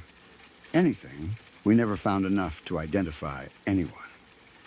The woods were too large. There were too many paths. Even if we found cigarette butts that would not tell us who had left them. We tried to figure out where someone could enter the property without being seen. There were plenty of options. The road was not the only way in. Someone could come through the woods from another direction. Maybe there was a trail connecting to another road. Maybe they parked somewhere farther away and walked. We never figured it out. The biggest theory we had involved my friend's cousin. Like I said, she was older than us. She was going into her senior year. She was also very attractive. We started wondering whether the watchers were guys from school trying to spy on her. The house's floor-to-ceiling windows gave very little privacy. If someone knew she lived there, they might think they could catch a glimpse of her walking around in a bikini, underwear, or something else. It was a disgusting possibility, but it made more sense than strangers randomly targeting the house. Maybe some guys from school knew where the family was staying. Maybe they thought sneaking through the woods and looking in the windows was funny. Maybe they were obsessed with her. That became our best theory. But even that did not fully make sense. The effort involved was ridiculous. They would have to travel out to this isolated road, then walk through woods, stand around for long periods, risk getting caught by the police, risk getting confronted by my friend's father, knock on windows, shake doors, write messages, all for the possibility of seeing a teenage girl through a window. Unfortunately, people have done much crazier things for much worse reasons, so the theory remained possible, but nobody at school ever bragged about it. Nobody accidentally revealed details. No one got caught. We never recognized the face. That was another frustrating part. The encounters usually happened at night. When someone came close to a window, the lighting made it difficult to see them properly. Inside the house, we were surrounded by bright light. Outside, they were in darkness. We might see the shape of a person, maybe a jacket, maybe hair. Then, they were gone. The cigarette lights were often the clearest sign. Those little red dots became something we hated. Once you knew what they meant, seeing one in the trees instantly changed the mood. You would be laughing with friends. Someone would look toward the window. Then they would go quiet. Everyone else would follow their eyes. There it was, a red glow. Brighten, fade, move.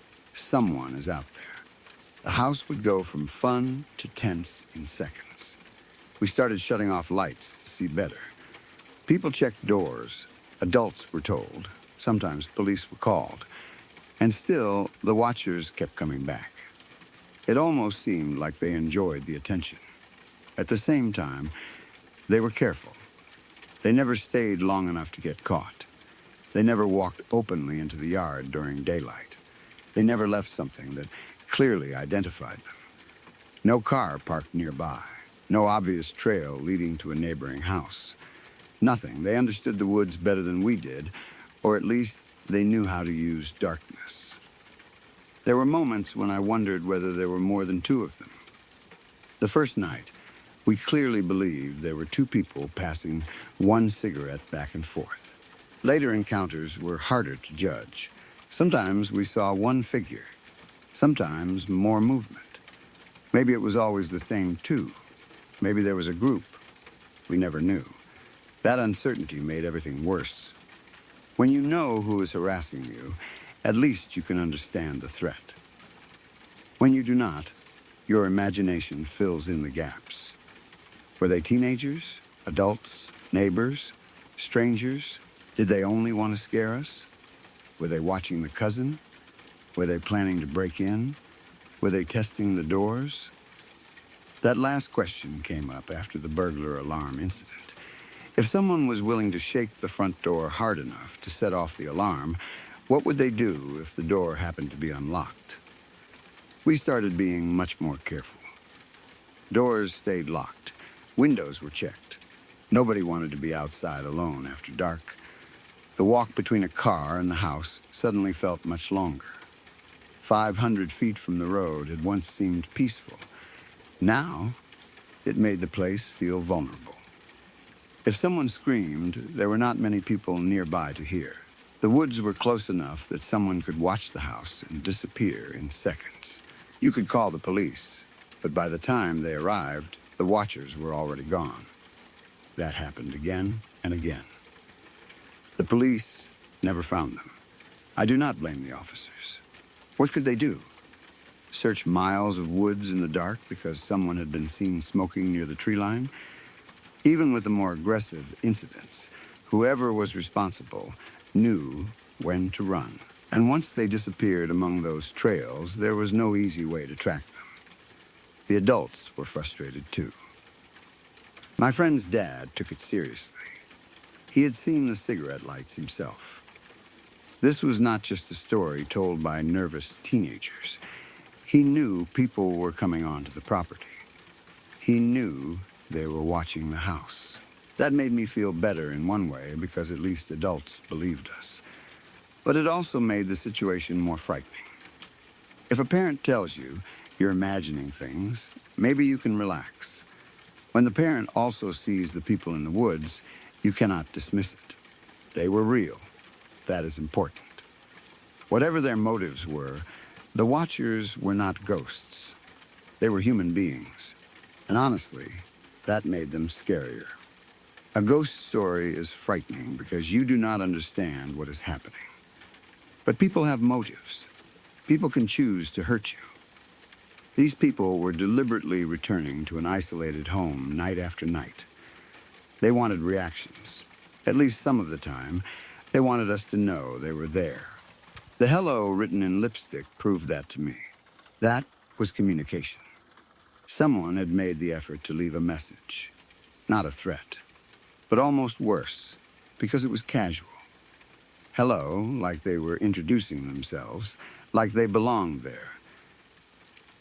We started joking about the watchers because sometimes humor is the only way to deal with something that keeps frightening you. A friend might say, check if our buddies are outside. Someone else would look at the tree line. Most nights, nothing.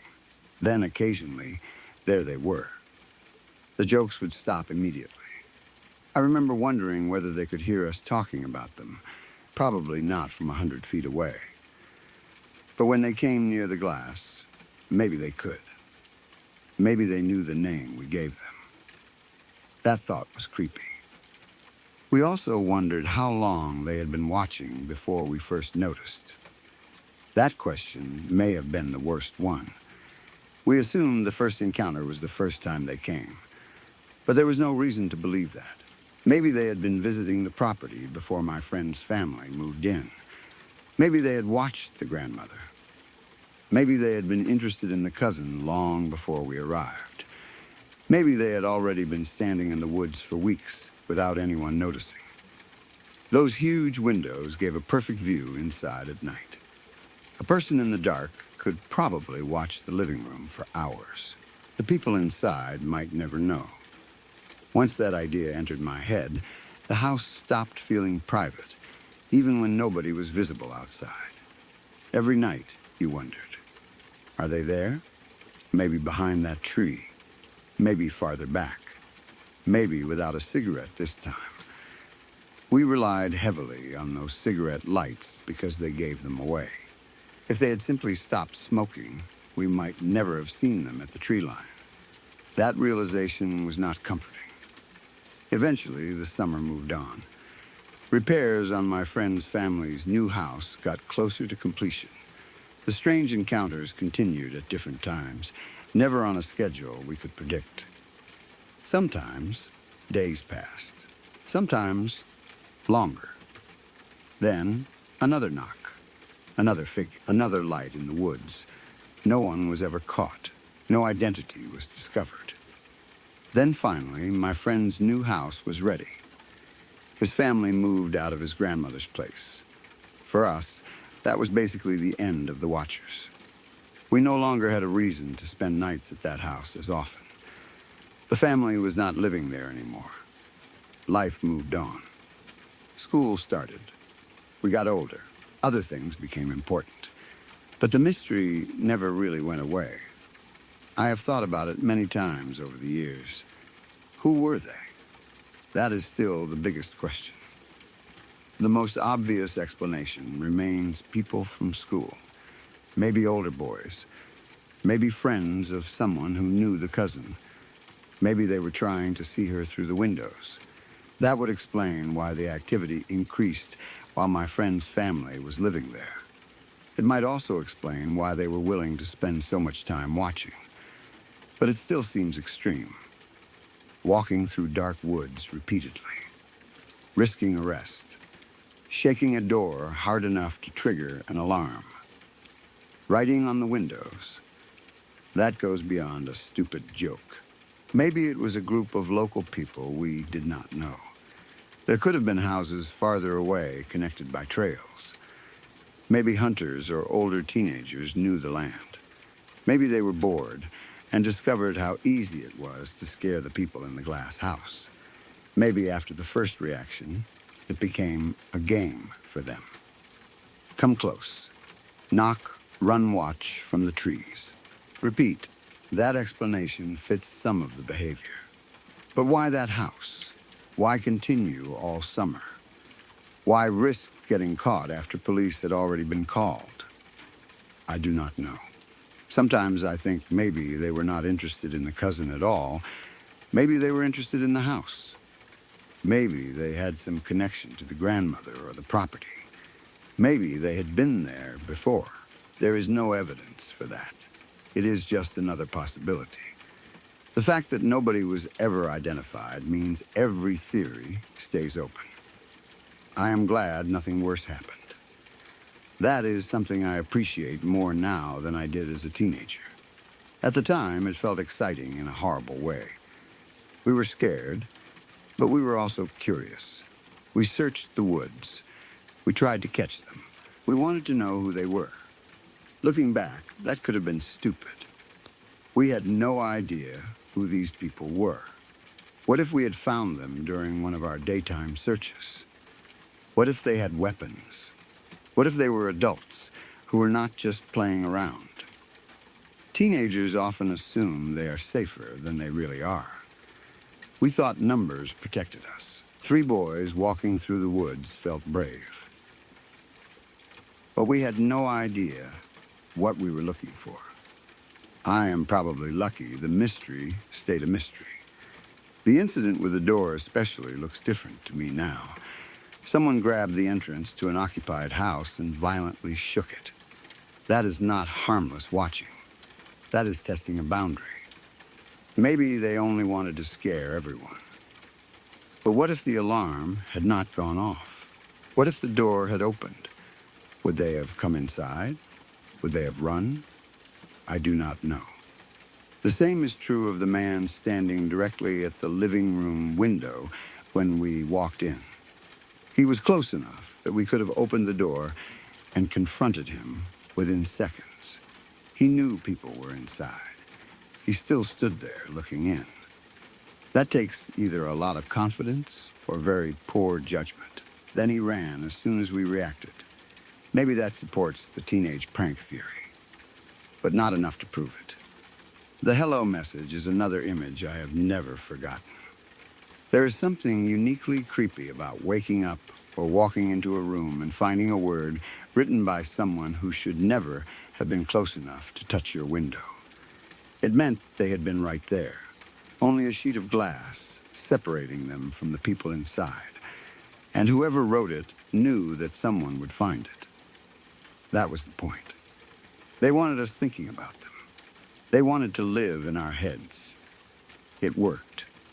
For that summer, they became part of the house. Every dark window had the possibility of a face behind it. Every noise outside got our attention.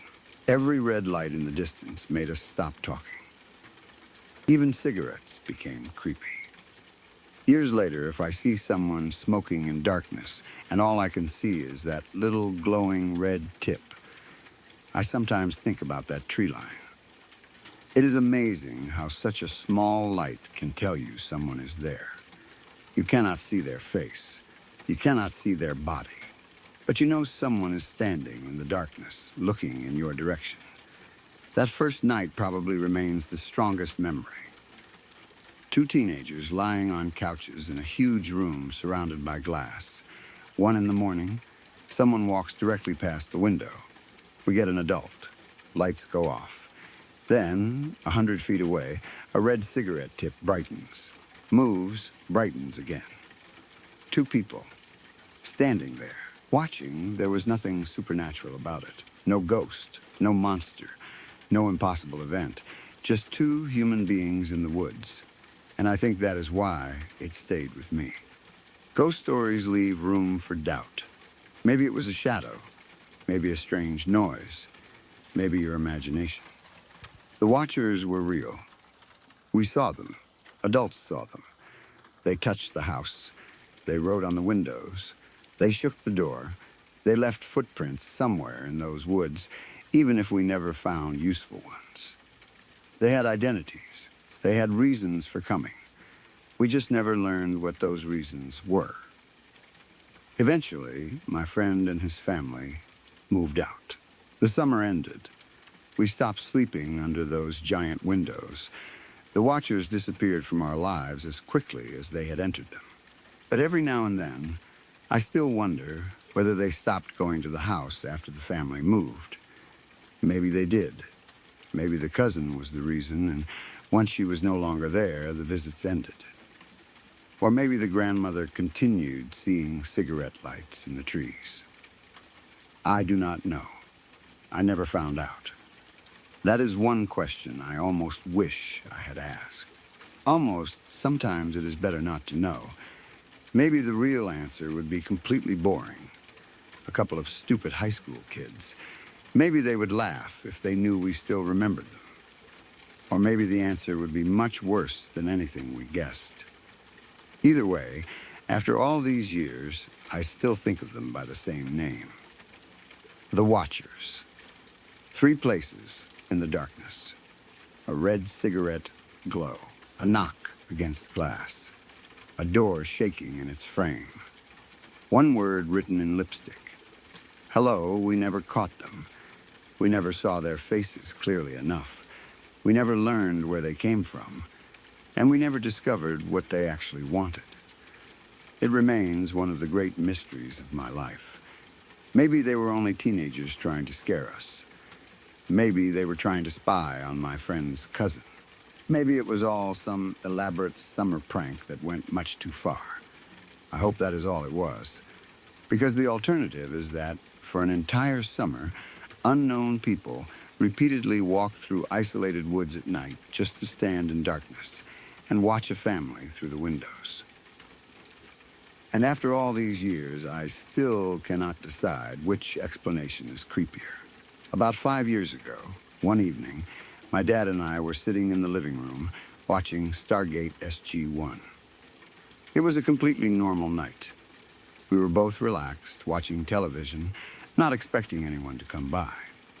It was probably around 8 or 9 at night, late enough that most people we knew would not randomly show up without calling first. Our house is old, really old. It is officially listed as a historical home, and because of that, people occasionally show interest in it. Most of the time, that means someone comments on the architecture or asks when it was built. Nothing strange. The house also sits on top of a hill. To get to the front entrance from the road, you have to walk up a pathway and climb a decent number of steps. There is also a side entrance. Everyone we actually knew used that door. Family, friends, neighbors, anyone who had visited more than once knew the front entrance was inconvenient, so they always came around the side. That is why, when someone suddenly knocked loudly on the front door that night, both my dad and I immediately looked at each other. It was not a gentle knock. It was loud, very loud. The kind of knock that gets your attention instantly. For a second, neither of us moved. We were both confused. Who would be at the front door at 8 or 9 at night? Anyone we knew would have used the side entrance. Maybe it was someone who had never been to the house before. A delivery person. Someone asking for directions. A stranger. Still, the timing felt odd. The knocking had been forceful enough that whoever was standing there clearly wanted us to hear it. My dad got up. I went with him. I do not remember feeling particularly scared at that point, mostly curious. We walked toward the front door together. The house was quiet except for the television behind us. My dad reached the door and opened it. Standing on the porch was a very old woman. I immediately noticed how frail she looked. She was tiny, thin, old enough that simply seeing her standing there surprised me. My dad and I both looked at her. Then, we looked at each other. Neither of us said anything for a second. I think we were both thinking the same two things. First, there was no way this woman looked strong enough to have made the kind of knock we had just heard. The sound had been hard, confident, almost like someone much larger had struck the door with their fist. This woman looked like she would have struggled to make that amount of noise, even if she tried. Second, we could not understand how she had gotten up to the front door. Like I said, the house sits on a hill. There are a lot of steps leading up. For a healthy person, they are not a big deal. For someone who looked as old and physically weak as she did, it seemed like a difficult climb. And yet, there she was. Not out of breath. Not asking to sit down. Not leaning against anything.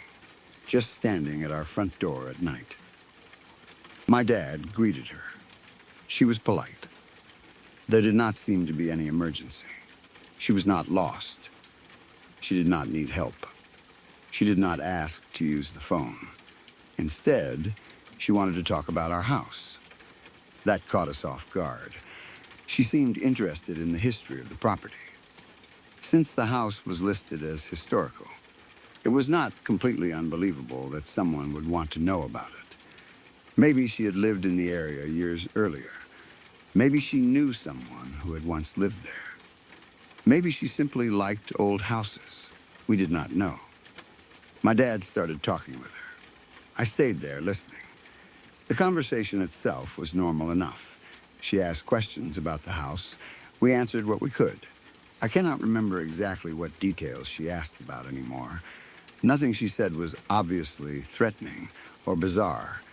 She just seemed deeply interested in the property. That was almost what made the whole encounter stranger. If she had acted confused or unstable, I might remember the night differently. But she did not. She spoke normally. She seemed to know exactly why she had come. She wanted to talk about the house. That was all. Still, I kept looking at her and wondering how she had gotten there. The hill bothered me. The stairs bothered me. And that knock bothered me. I could not connect the sound we had heard with the woman standing in front of us.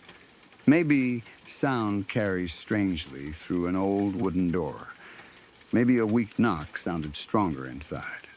That is possible. Old houses can amplify sounds in strange ways. But both my dad and I had heard it. It had been loud enough to interrupt the television. It had sounded like someone was pounding on the door. I remember thinking that maybe she had used something to knock with. A walking stick, perhaps. But I do not remember seeing one.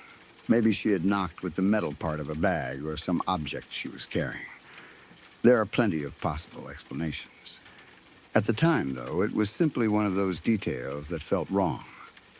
We talked with her for maybe 10 or 15 minutes. It could have been a little shorter or longer. It did not feel like a long conversation. Eventually, there was nothing more to say. The woman did not ask to come inside. She did not seem to want anything from us. She simply finished talking about the house. We said goodbye. My dad closed the front door. Then, he and I turned toward each other. We immediately started talking about how strange the whole thing had been. How did she get up all those steps? That was one question. And how did she knock that hard? That was the other. We probably talked for only a few seconds, maybe 5. Definitely not long. Then, one of us thought about the woman walking back down the hill. She had looked so frail that we both became concerned. The pathway down from the front door was well lit. There were lights around the property. From the front window, we should have been able to watch her making her way down. We wanted to make sure she did not fall. So we looked outside. There was nobody there. At first, I thought maybe she was standing somewhere close to the house where the window did not give us a clear view. We looked again. Nothing. The path was empty. The steps were empty. The area around the front of the house was empty. She was gone. My dad and I looked at each other again. This time, the feeling was different.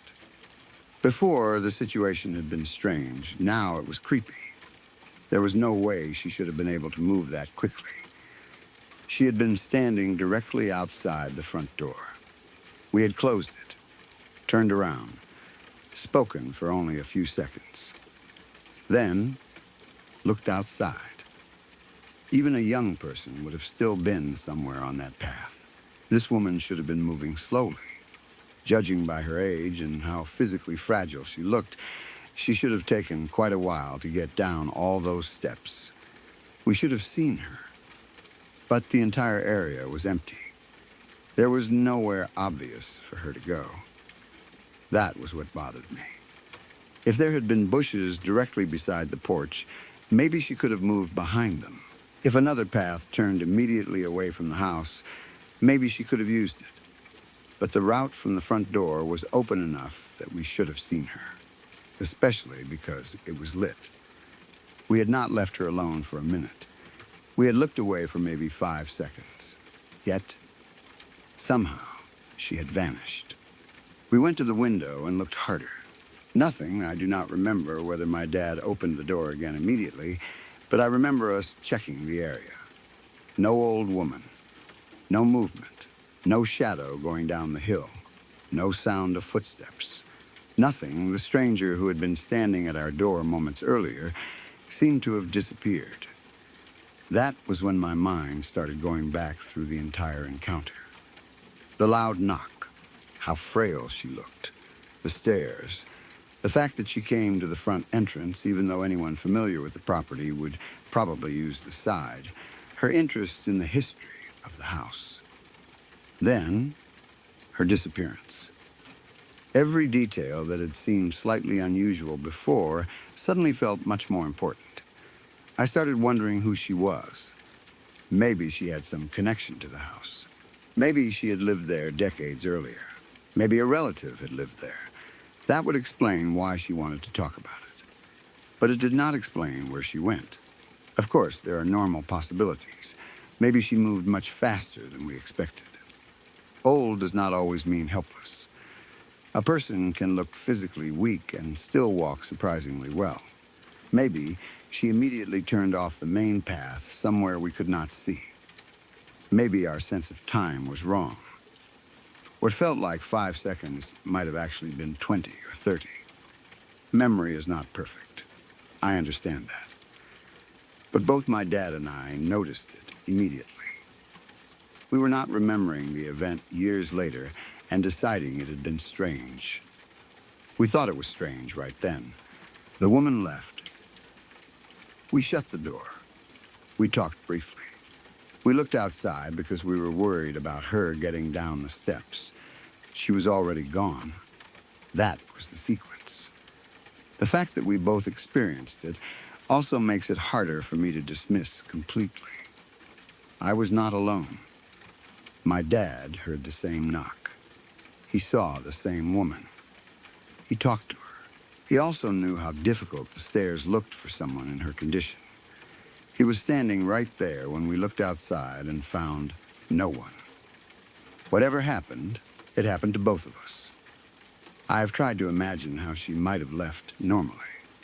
Suppose she turned around the second the door closed. She would have to walk across the porch, start down the path, reach the stairs, then somehow descend quickly enough to get completely outside our view before we reached the window. It just did not seem possible. Not at the speed she appeared capable of moving. Maybe someone had been waiting nearby in a vehicle. But there was no vehicle at the top of the hill. And even if there had been, she still would have needed time to reach it. Maybe another person was with her. We never saw one. Maybe she knew some shortcut around the side of the house. That raises another question. How would she know the property that well? If she did know it, maybe that explains her interest in the house. That possibility has always stayed in the back of my mind. Maybe this was not some random woman who had wandered up to a historical house. Maybe she had known the place before, perhaps many years before. The house was old enough to have generations of history attached to it. Families had lived there before us. People had been born there, grown up there, moved away, grown old, and died. That is true of almost every historical home. When you live in a new house, it is easy to think of yourself as the beginning of its story. In an old house, you know you are only one part of a much longer history. Other people have stood in the same rooms, looked through the same windows, walked the same stairs, opened the same doors. Maybe the old woman had once been one of them. I do not know. She never told us anything that clearly explained her interest. At least, nothing I remember. Maybe she gave us her name and I have forgotten. Maybe she mentioned knowing someone connected to the house. It has been years. I do not want to add details that I cannot honestly remember. What I remember clearly is her appearance, the conversation about the house, and the way she disappeared afterward. The knocking remains one of the strangest details. I wish I could explain how loud it was.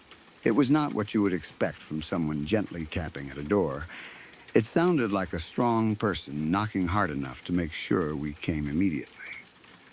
That is why my dad and I were so puzzled when he opened the door. We expected someone physically capable of making that sound. Instead, there was this tiny, frail old woman. Maybe she had surprisingly strong arms. Maybe she struck the door with something. Maybe the acoustics of the entryway made the sound seem much louder. All of those explanations are reasonable. Still, when combined with everything else, the knock has always bothered me. It was almost as though the house itself announced her arrival. That sounds dramatic, I know. But old houses have a certain feeling at night. Wooden floors creak. Walls make noises. Doors shift. Sound travels through them in ways that modern buildings sometimes do not.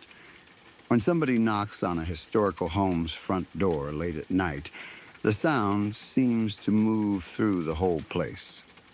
It interrupted Stargate immediately. Our normal evening stopped. Within seconds, we were standing in front of someone neither of us expected to see. I also remember how calm she was. That feels important. Imagine climbing a long hill and several steps at that age. You would expect her to be breathing hard, maybe tired. Maybe she would mention the difficult walk. She did not. She simply wanted to talk. She stood there for 10 or 15 minutes. Then said goodbye. I do not remember her seeming impatient. She did not look behind her as though someone was waiting. She did not say she needed to catch a ride. There was no obvious reason for her to disappear so quickly. When we looked outside and found no one, the first emotion was confusion. Then, concern. What if she had fallen? That was why we were looking in the first place. If she had fallen on the steps, we needed to help her. Maybe she had collapsed somewhere we could not see. That possibility was more realistic than anything paranormal. But there was no sign of her. No cry. No movement. No person on the ground. The property was quiet. She was simply not there. Over time, the story became one of those family memories that sits between funny and creepy. There is something almost humorous about two people staring out a window trying to figure out how an old lady vanished. But when I really put myself back into that moment, it still gives me chills. The speed is what gets me. 5 seconds. Maybe a little more. That is nothing. If you stand at a front door and somebody walks away, you can still see them after 5 seconds, especially someone moving slowly. and especially when the path is lit. I have sometimes wondered whether my dad and I should have asked more questions while she was there. Who are you? How do you know this house? Have you been here before? Why are you visiting at night? How did you get here? But there was no reason to interrogate her at the time. She was just an elderly woman interested in a historical property. Asking how she had managed to climb the hill might have seemed rude. So we talked politely. Then she left. Only afterward did those questions matter. That is how a lot of strange experiences work. Nothing seems obviously impossible while it is happening. You notice little things. Something is slightly off. Then the event ends. Later, the details connect. The woman should not have been able to knock that loudly. She should have had trouble climbing the hill. She should still have been visible. But she was not. I am not saying she was definitely a ghost. I do not have proof of that. Maybe there is a perfectly normal explanation. Maybe she lived nearby. Maybe she knew a shortcut. Maybe she was much stronger and faster than she looked. Maybe there was enough time for her to reach a dark area, and we simply remember the gap as being shorter than it really was. All of that is possible. But I also cannot deny how strange the whole thing felt, especially because of what she wanted to discuss. The house. Not us. Not directions. Not a neighbor. Our old historical house. It makes me wonder whether she was visiting the building more than she was visiting the people who currently lived there. Maybe she wanted to see it one more time. That idea has crossed my mind more than once. Maybe she had some memory connected to the property. Maybe she had lived there when she was young. Maybe she had family there. Maybe she had simply admired it for years. If she was a normal person, I wish we had learned the answer. If she was not, then I suppose her interest in the house makes even more sense. Historical homes are full of stories nobody living there knows. You find old photographs. Names, records, sometimes previous owners leave behind marks or objects. A house can survive longer than almost everyone who lives in it. People disappear. The building remains. Maybe that is why ghost stories attach themselves so easily to old houses. The idea feels natural. Someone loved the place once, then died. Part of them returns. Again, that is only speculation. I do not know who the woman was. I never saw her again. As far as I know, my dad never did either. There were no repeated visits. No old lady appearing at the window. No mysterious knocking every night. Nothing that turned the event into some ongoing haunting. It was one strange encounter. A loud knock late at night. A frail elderly woman. A conversation about an old house. Then, an empty walkway. Sometimes I think the fact that nothing else happened makes the story creepier. There was no explanation later. No neighbor saying, "Oh, that was my grandmother." No woman returning the next week. No letter. No name we could research. Nothing. She appeared. She talked. She disappeared from sight much faster than seemed possible. Then, life continued. Maybe we crossed paths with a completely ordinary person who happened to be unusually fast. Maybe the hill and stairs looked harder for her than they really were. Maybe the whole thing has grown stranger in memory. But whenever I think back to that night, I always return to the same image. My dad shutting the door. The two of us turning toward each other. Talking for just a moment. Then looking out the window because we were worried she might have trouble with the steps. The path was well lit. The front of the house was visible. And there was nobody there. For some reason, that silence outside felt much stranger than anything she had said. If she had walked slowly away, the encounter would have been forgotten. It would have been nothing more than an old woman interested in a historical house. Instead, she vanished from view in a matter of seconds. That changed the entire memory. Even now, I sometimes wonder who she was. A neighbor we never identified? Someone who had known the house decades earlier? A confused elderly woman who somehow moved much faster than we expected? Or something else entirely? I cannot answer that. All I know is what my dad and I saw. We were watching television around 8 or 9 at night when somebody pounded loudly on the front door. We opened it and found a frail old woman standing there. She wanted to talk about our historical house. We spoke with her for 10 or 15 minutes. She left. We shut the door. About 5 seconds later, we looked outside to make sure she could safely make it down the steps. The entire path was empty, and we never figured out where she went. In 2011, I finally admitted to myself that I had a serious problem with alcohol. At that point in my life, drinking had stopped being something I did for fun. It had become something that controlled too much of my time, my thinking, and my decisions. I knew I was heading somewhere bad if I did not change something. So I started going to an art club. It was not a fancy place. It was basically one of those spaces where people could come in, drink coffee, smoke cigarettes, talk, sit through meetings, or just spend time somewhere that was safer than a bar. One thing I quickly learned was that the club never really closed. The doors were left unlocked, even late at night. People could come in at almost any hour. That became important for me because nights were the hardest. During the day, there were things to do. People were around. There were distractions. But once it got late, that was when the urge to drink became much stronger. So I developed a habit. Instead of going home and getting drunk, I would stay at the A Club. Sometimes until 2 in the morning. Sometimes even later. I would sit there, smoking cigarettes, drinking coffee, talking with whoever happened to be around, or just sitting by myself. It probably was not the healthiest routine in the world, but it was better than drinking. At least that was how I looked at it. The club attracted all kinds of people. Some were newly sober, some had been sober for years. Some were barely holding themselves together. Others came and went. If you spent enough time there, especially late at night, you eventually met some unusual people.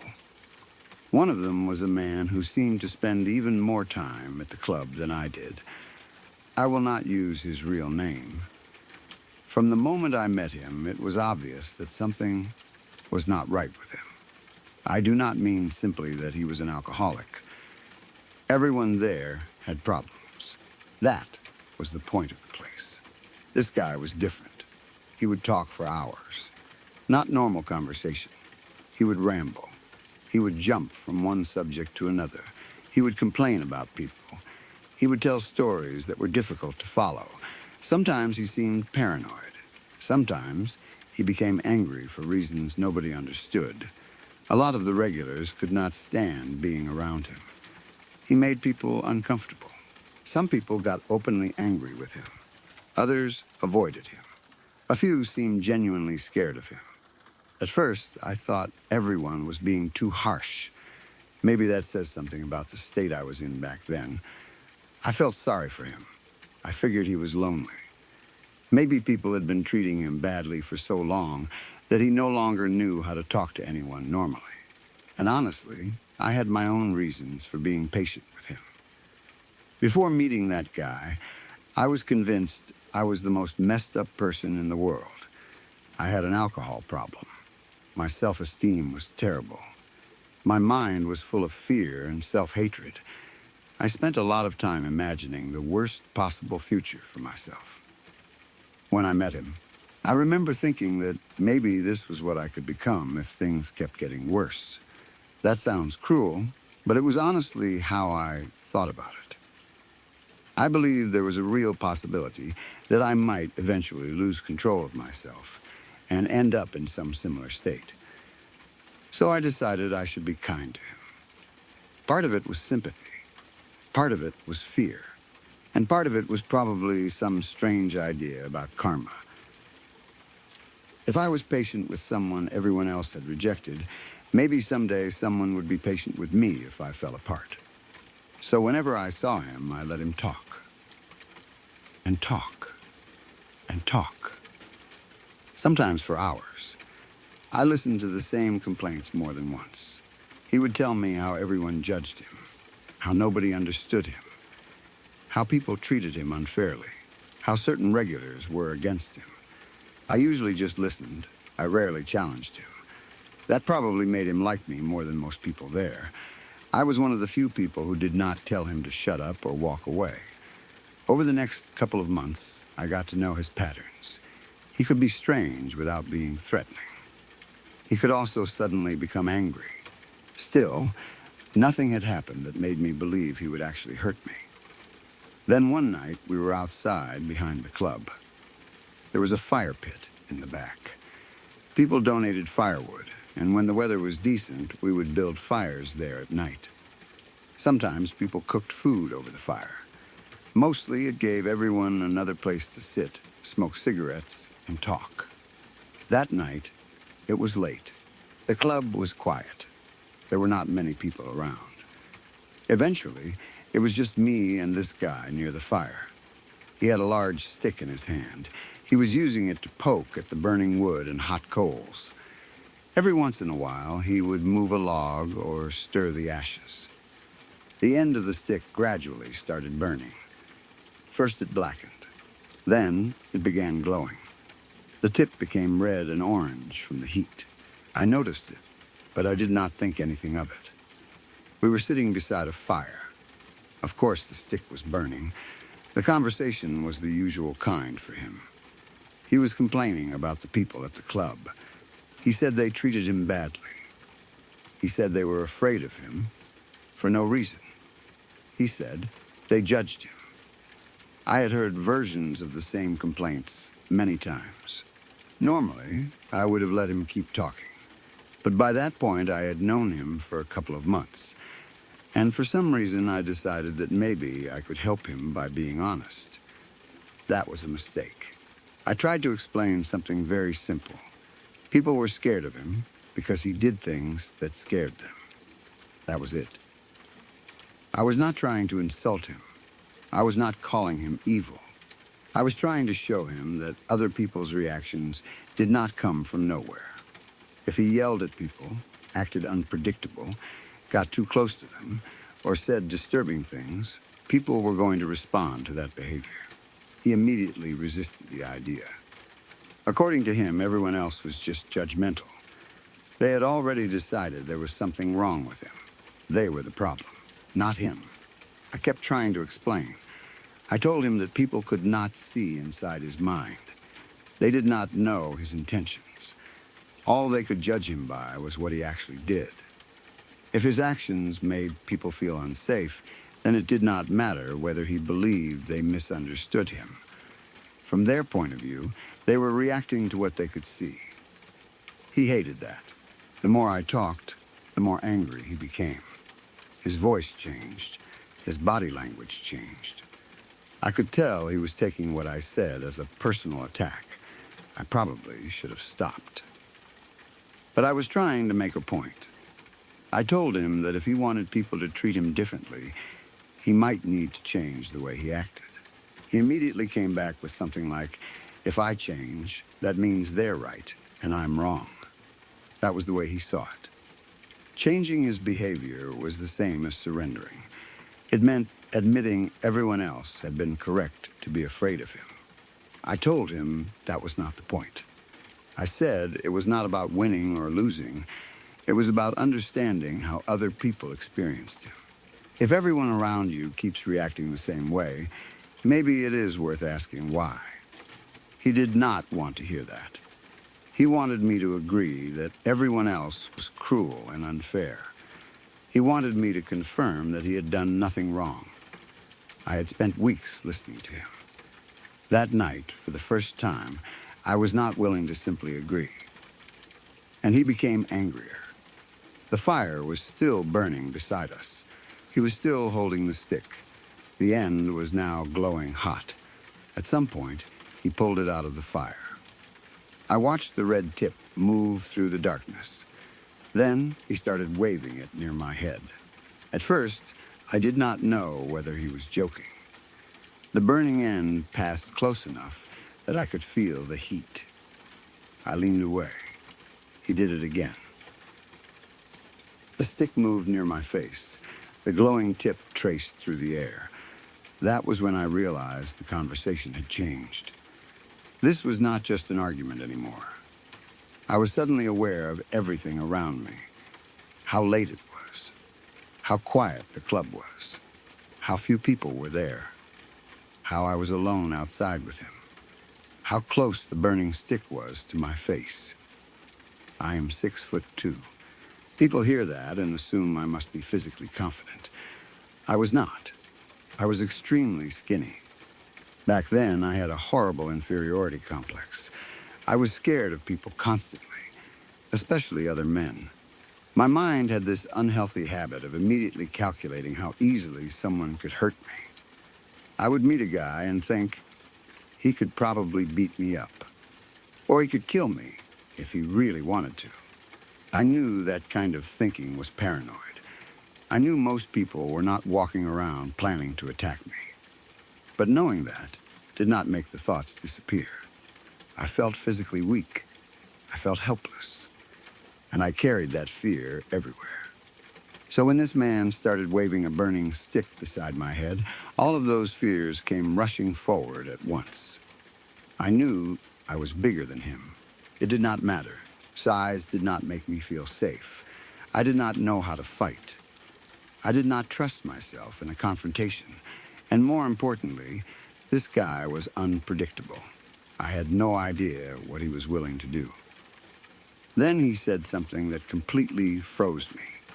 He told me he could drive the burning stick through my eye and kill me. He said it very calmly. He explained that nobody else was there. I would be dead. He said he could probably get away with it. I remember my body beginning to shake. This was exactly the kind of nightmare my brain was always imagining. I was alone with someone who had already made other people afraid. Now he had a weapon. He was threatening me directly. And there really was no one standing nearby to stop him. I watched the glowing end of the stick. It was close enough that I could feel the heat on my skin. My mind went blank. I did not feel brave. I did not become angry. I did not tell him to back off. I started trembling. I believed him. Maybe that is the most important part. Whether he truly intended to kill me or not, I believed he might. I asked him a question. What can I do right now to convince you not to do that? Even now, remembering myself saying that makes me uncomfortable. But in the moment, I was not interested in pride. I wanted to survive. That was all. I wanted him to tell me what he needed so I could give it to him. He looked at me and said I needed to stop talking badly about him. He said he did not like it when people talked badly about him. That was his condition. The whole argument had started because I tried to explain why people were afraid of him. He had just proved my point in the most terrifying way possible. I had told him that people were scared because he did scary things. His response was to wave a burning stick near my face and explain how easily he could murder me. But I was not about to point out the irony. Not then. I immediately stopped challenging him. I agreed. I backed down completely, and he went back to complaining. For the next 2 hours, I sat there listening to him. That might have been the longest 2 hours of my life. I did not feel like I could leave. Maybe I could have. Maybe I should have simply stood up and walked inside. But fear does strange things. Once someone threatens you like that, you start thinking every movement might set them off. If I suddenly got up, would he think I was going to call the police? Would he follow me? Would he attack? If I told him I was going home, would he get angry because I was not listening anymore? So I stayed. I sat there and let him talk. He went back to all the same complaints. People were against him. People judged him. Nobody understood. Everyone treated him unfairly. And I listened. I nodded. I gave him whatever responses seemed safest. Inside, I was waiting for someone else to show up. I kept hoping to hear a car, a door, footsteps, anything. The club was supposed to be a place where people could come at any hour. That night, the openness that usually made me feel safe suddenly became the only thing I was counting on. Someone had to come eventually. I just needed to keep him calm until then. The fire slowly burned lower. The stick eventually stopped being important. I do not remember exactly what he did with it. Maybe he dropped it. Maybe he put it back in the fire. All I remember is remaining completely aware that I was alone with someone who had just told me he could kill me. Every word after that sounded different. Before, I had listened to his stories because I felt sorry for him. Now I was listening because I was scared. I started noticing everything. His tone, his hands, whether he was getting angry again, whether he moved closer. I measured every response before I gave it. Do not disagree too strongly. Do not sound sarcastic. Do not make him think you are mocking him. Just listen. Eventually, after what felt like forever, another regular showed up. The moment I saw him, I felt relief so strong I almost could not hide it. I knew this guy. He was someone I trusted enough to ask for help. I waited until I could speak to him away from the other man. Then I begged him to give me a ride home. I did not want to walk. I did not want to be left alone outside. I just wanted to get away from that club. Once we were in a safer position, I told him what had happened. I explained the argument. The burning stick. The threat. The way he said he could drive it through my eye and kill me because nobody else was there. The regular immediately understood how serious it was. He told me I should call the police. He pushed me to report it. I refused. Looking back, I probably should have. At the time, though, I was scared of what would happen if I did. What if the guy found out? What if the police did nothing? What if he came looking for me afterward? What if everyone at the club knew I had reported him?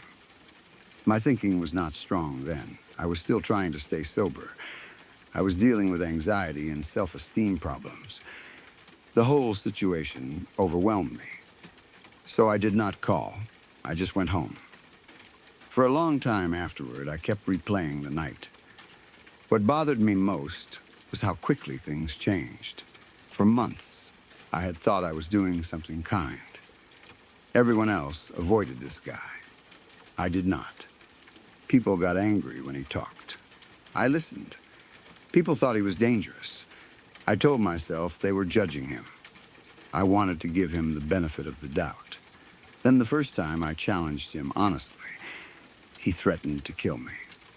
It made me rethink every previous interaction. Maybe the other people had seen things I ignored. Maybe they were not being cruel. Maybe their fear came from experience. That was exactly what I had been trying to tell him. People judge you based on your behavior. And his behavior that night gave me a very good reason to be afraid.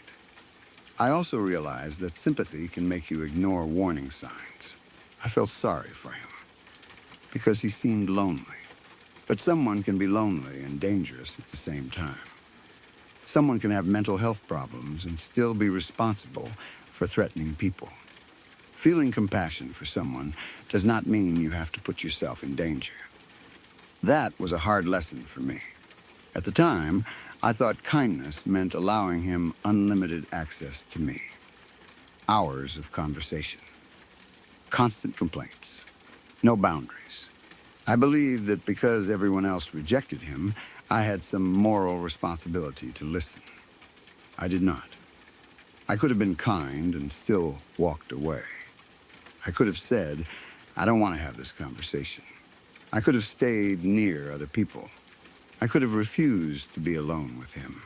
Instead, I kept giving him opportunities to isolate me because I wanted to prove I was more understanding than everyone else. That nearly ended very badly.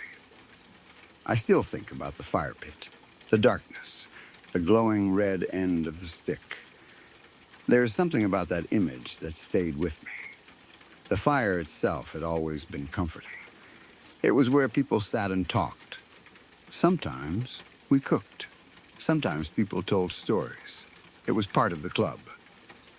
That night, the fire provided the weapon. I watched that stick slowly become hot while we talked.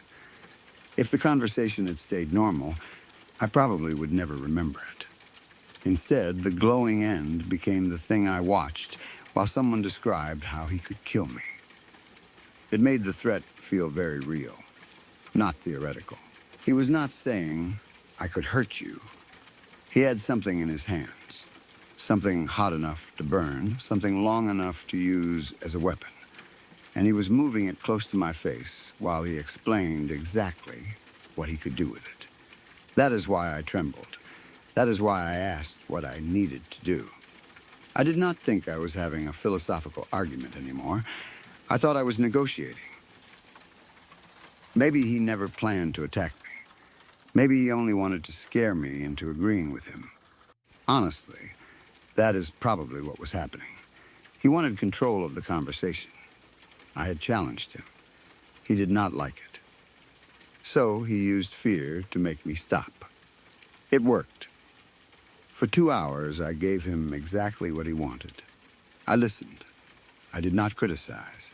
I did not disagree. I waited. That experience also changed the way I thought about my own fear of other people. My paranoia was unhealthy. I knew that. The constant belief that almost any man could kill me if he wanted to was not a healthy way to live. But this incident was difficult because, for once, the fear was not imaginary. Someone actually looked at me and said he could kill me. He described how. He reminded me that no one else was there. The kind of thought that normally lived only in my anxious mind suddenly came out of another person's mouth. For a while afterward, that made my paranoia worse. It felt like proof. See? This is what you were afraid of. This can actually happen. It took me a long time to separate the fact that one dangerous encounter happened from the idea that everyone was dangerous. Those are not the same thing. Most people were not going to attack me. Most people at that club were trying to recover from their own problems. Many of them were kind. Some probably would have helped me immediately if they had known what was happening. But I happened to be alone with the wrong person at the wrong time. That was enough. I sometimes wonder what would have happened if the other regular had not shown up. Would the guy eventually have gotten bored and left? Probably. Would I have stayed there until sunrise? Maybe. Would he have become angry again? I do not know. I am glad I never found out. Once another person arrived, the balance changed. I was no longer isolated. That was all I needed. I got out. Afterward, I was more careful about being at the club alone late at night. The place had felt safe to me because it was associated with sobriety. I was going there to avoid drinking. In my mind, that made it safer than bars or parties. But a building does not become safe simply because people there are trying to get better. People bring their problems with them. Some are unstable, some are angry, some are unpredictable. I learned not to confuse the purpose of the place with the behavior of every person inside it. I also learned something about listening to other people's instincts. A lot of people at the club had already been afraid of that man. I thought they were being judgmental. Maybe some were. But sometimes repeated warnings matter.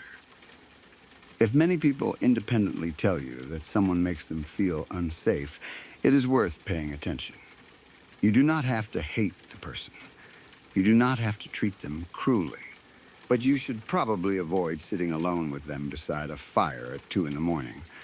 That seems obvious now. It did not then. I was trying so hard to prove that I was compassionate that I ignored my own safety. The irony of the conversation still stays with me, too. I told him people were afraid because he did things that scared them. He argued that they were unfair. Then he threatened to shove a burning stick through my eye. There could not have been a clearer demonstration of what I was trying to explain. If someone watching from a distance had witnessed the entire conversation, they would probably think it was almost absurd. You want to know why people think you're dangerous? Yes, because you do dangerous things. That's judgmental. Then he threatens murder. But in the moment, there was nothing funny about it. I was terrified. I do not know whatever happened to that man. I eventually stopped spending so much time around him. I had no interest in repeating the experience. I hope he got help. I hope he found some stability. I hope he never actually hurt anyone. But I also stopped thinking it was my responsibility to save him from loneliness. That was not my job. I was trying to recover myself. I barely had enough emotional strength to keep myself sober. I could not carry someone else's problems, too, especially someone willing to use violence to control me. Sometimes when I think about my early sobriety, I remember the meetings, the coffee, the cigarette smoke, the late nights, a strange collection of people all trying to get through another day without drinking. Then, I remember that fire pit, the stick, his face, the words. I could jab this through your eye socket and kill you right now. It is one of those sentences you do not forget. Not because it was creative, because I believed him when he said it. Maybe he was bluffing. Maybe he wanted power. Maybe he was only trying to scare me. It does not matter. The threat changed the entire night. I had gone to that club because I was afraid of what alcohol was doing to me. For a while, staying there until 2 in the morning seemed like the safest thing I could do. That night, I realized sobriety did not automatically mean safety. I had traded one danger for another without noticing. Luckily, another person eventually walked through the door. I got a ride home. Nothing happened physically. He did not hit me. He did not burn me. He did not use the stick. I was safe. But I remember how close that glowing end came to my head. I remember trembling. I remember asking him what I could say to stop him. And I remember sitting there for 2 more hours listening to him talk because I was too scared to leave. I should have reported it, I know that now. At the time, I could not bring myself to do it. I only wanted distance. So I went home and tried to put the whole thing behind me. But I never forgot it. It taught me that sometimes the people everyone avoids are not misunderstood in the way you hope they are. Sometimes people are afraid for a reason, and sometimes the clearest warning you will ever get is when someone looks you in the eye, holds a burning stick beside your face, and explains exactly how they could kill you if they decided to. I have another story I have always wanted to share, even though I know it is the kind of thing that can easily get buried under bigger or more dramatic stories. My wife's family owned a group of cabins along the Delaware River. Different members of the family would use them at different times throughout the year. Sometimes one family would be there for a weekend, sometimes several relatives would come up at once, and sometimes the place would sit quiet between visits. It was the kind of family property that collected memories. Cookouts, fishing, sitting outside at night, long conversations around a fire, kids running between cabins, people coming and going over the years. The area itself was beautiful. The cabins sat along a dirt road that stretched for roughly a mile. There were trees all around, and the Delaware River was nearby. During the day, it felt peaceful and private. At night, it felt much more isolated. There were not a lot of streetlights.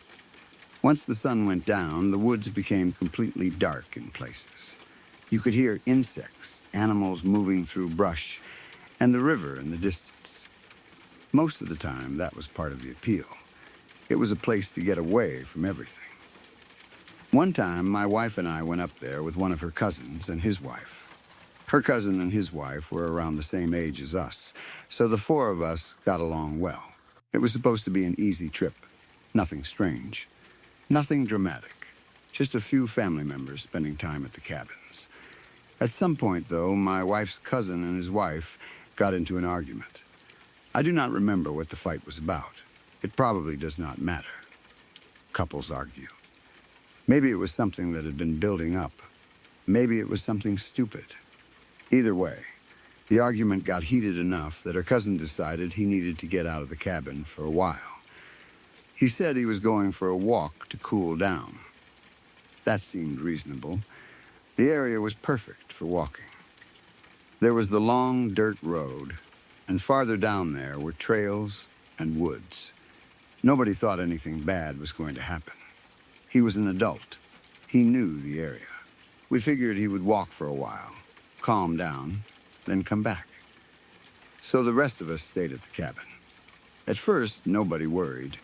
He had left because he wanted space. The last thing anyone wanted to do was chase after him immediately and restart the argument. So we gave him time. An hour passed.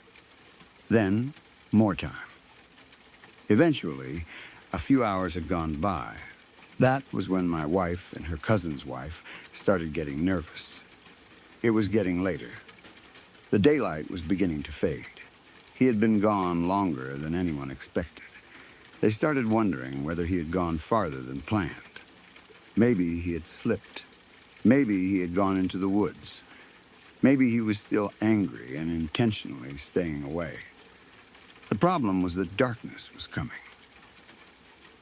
Once it became fully dark, finding someone out there would be much more difficult. So they asked me to go look for him. I was not especially worried at first. I assumed I would find him sitting somewhere along the road.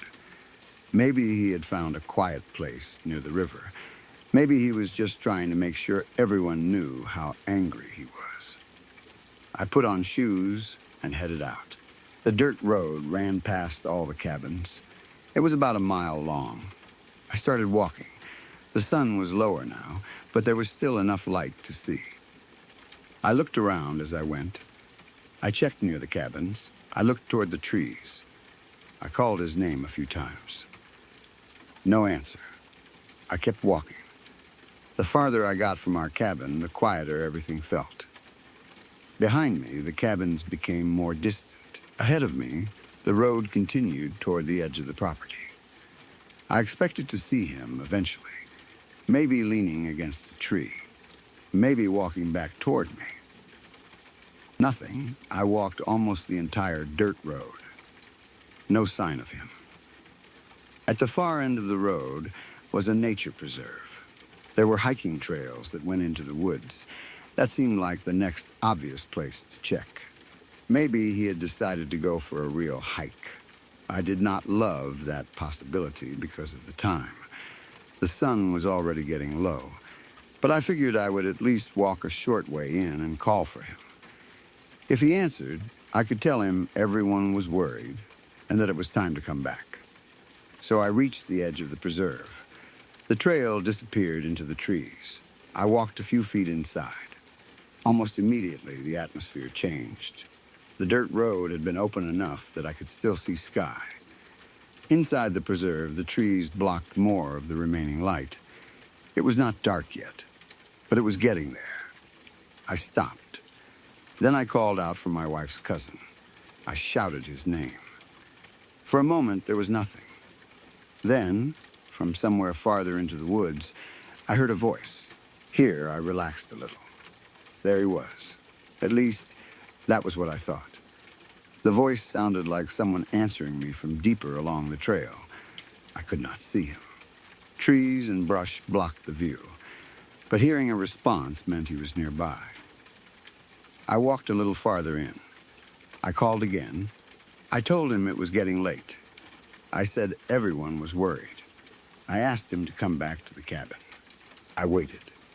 Again, from somewhere farther away, I heard, "Here." That annoyed me. I thought he was being difficult. I had walked all the way down the road looking for him because his wife and cousin were worried. Now, instead of coming out, he was just standing in the woods saying, "Here." I started thinking he was still angry from the fight and wanted someone to come find him. Maybe he was trying to make a point. I called again. "Come on, man, let's go back." Something like that. Again, "Here," still farther down the trail. At that point, I started walking toward the voice. I was irritated more than afraid. I assumed I was dealing with a grown man acting like a stubborn kid. I followed the trail. Every time I called, the voice answered. Here, sometimes it sounded like it was in the same general direction. Sometimes it seemed a little closer. I kept moving. The woods became darker around me. Sunset was getting close. The remaining light was turning gray. I started thinking about how stupid this was. I did not want to be wandering around a nature preserve after dark. The trails might have been easy enough to follow during the day, but at night everything would look different. I did not have proper hiking gear. I had not planned on being out there long. I was only supposed to find a family member and bring him back. I called again. "Where are you?" "Here." I kept going. The voice seemed closer now. That made me think I must almost be there. Maybe he was sitting behind some trees. Maybe he was near a bend in the trail. I expected him to appear at any moment, but he never did. That started bothering me. Every time I moved closer, he stayed out of sight. I could hear him. I could not see him. The trail curved through the woods, and the light kept fading. I called again. I told him to stop messing around and come back. "Here." Same word. Nothing else. That was strange, too. Why would he only say "here"? Why not answer normally? Why not say, "I'm coming"? Why not explain where he was? Maybe he was still angry. Maybe he did not want to talk. But it was starting to feel wrong. I slowed down. I listened. The woods were quiet. No footsteps, no branches breaking. No obvious sign of a person moving nearby, just the voice. The whole time, I had been assuming it was my wife's cousin. I had never actually seen him. That realization started to bother me. I called his name again. The response came back. Here, closer, I stood there. Something in my stomach tightened. I no longer felt angry. Now, I felt uneasy. The light was almost gone. The woods had that strange twilight look where everything loses color. Tree trunks become dark shapes. The spaces between them become black. You can still see, but not well enough to trust what you are looking at. I decided I was done. If he wanted to stay out there, that was his decision. He was an adult. I had come looking. I had called. I had told him everyone was worried. I was not going to keep walking into the woods after sunset because he refused to come out. So I stopped moving. I raised my voice one last time. I yelled something like, "I'm going back to the cabin. Come back when you're ready." I expected another "here." That was not what I heard. For the first time, the voice changed what it said. From somewhere in the trees, it answered, "You come here." I froze. There was something about those words that immediately scared me. Maybe it was the tone. Maybe it was because the response was different. Maybe it was because it suddenly sounded less like someone answering and more like someone giving an instruction. "You come here." I did not like it. I had spent the last several minutes walking deeper into the woods because the voice kept calling me. Now I suddenly became aware of exactly what I was doing. I was following a voice I could not see into a dark nature preserve, near sunset, away from the cabins, away from other people. I had no idea how far I had gone. I had no idea what was ahead. And I had never actually confirmed that the person speaking was my wife's cousin. That thought hit hard. I turned around. I started walking back toward the dirt road. I did not call again. I did not ask who it was. I did not wait to see whether the voice would say anything else. I just left. The whole way back, I felt uncomfortable. I kept expecting to hear footsteps behind me. I kept expecting the voice to call again. I do not remember if it did. The only thing I clearly remember is wanting to get out of those woods before it became completely dark. The trail looked different going back. That happens when fear kicks in. Every shadow looks like movement. Every sound seems closer. I moved fast. Once I reached the dirt road, I felt much better. There was more open space. I could see the cabins in the distance. I started heading back. By then, I had already decided I was done looking for him. If he really was in the woods, he could take care of himself. I had told him to come back. He knew where the cabin was. I was not going back in there. I walked the mile or so back toward the family cabins. As I got closer, I saw lights. People, normal things. That calmed me down. Then I reached the cabin. I walked inside. My wife was there. Her cousin's wife was there. And sitting with them was my wife's cousin, the same man I had been searching for. For a second, I just stared at him. Apparently, the look on my face was obvious. Everyone could tell something was wrong. I looked confused enough that they asked what happened. I asked when he had gotten back. He had returned while I was gone. He had not been in the nature preserve when I was calling for him. He had come back to the cabin from somewhere else. That was when the whole experience changed. Until that moment, I had been annoyed with him. I thought he had led me through the woods because he was still angry from the fight. Now I realized that the voice had not been his. At least, according to him. He had never been standing in the preserve calling here. He had not told me to come deeper into the woods. He had not said, "You come here." I told them the whole story. I explained that I had walked the length of the dirt road looking for him. Then I went into the nature preserve. I called his name. A voice answered. "Here." So I walked farther. I called again. "Here," again, "here." Each response seemed to pull me farther along the trail. Then, when I finally said I was leaving, the voice told me, "You come here." Nobody really knew what to say. We sat there looking at each other. The obvious question came up. Who was it? Maybe someone else had been in the preserve. That is the simplest explanation. Nature preserves have hikers. People walk trails. Maybe some guy heard me shouting and thought it would be funny to mess with me. That is possible. A teenager could have been hiding nearby. Someone could have been drunk. Maybe another cabin owner was walking in the woods. There are a lot of normal possibilities. But the timing was strange. It was almost dark.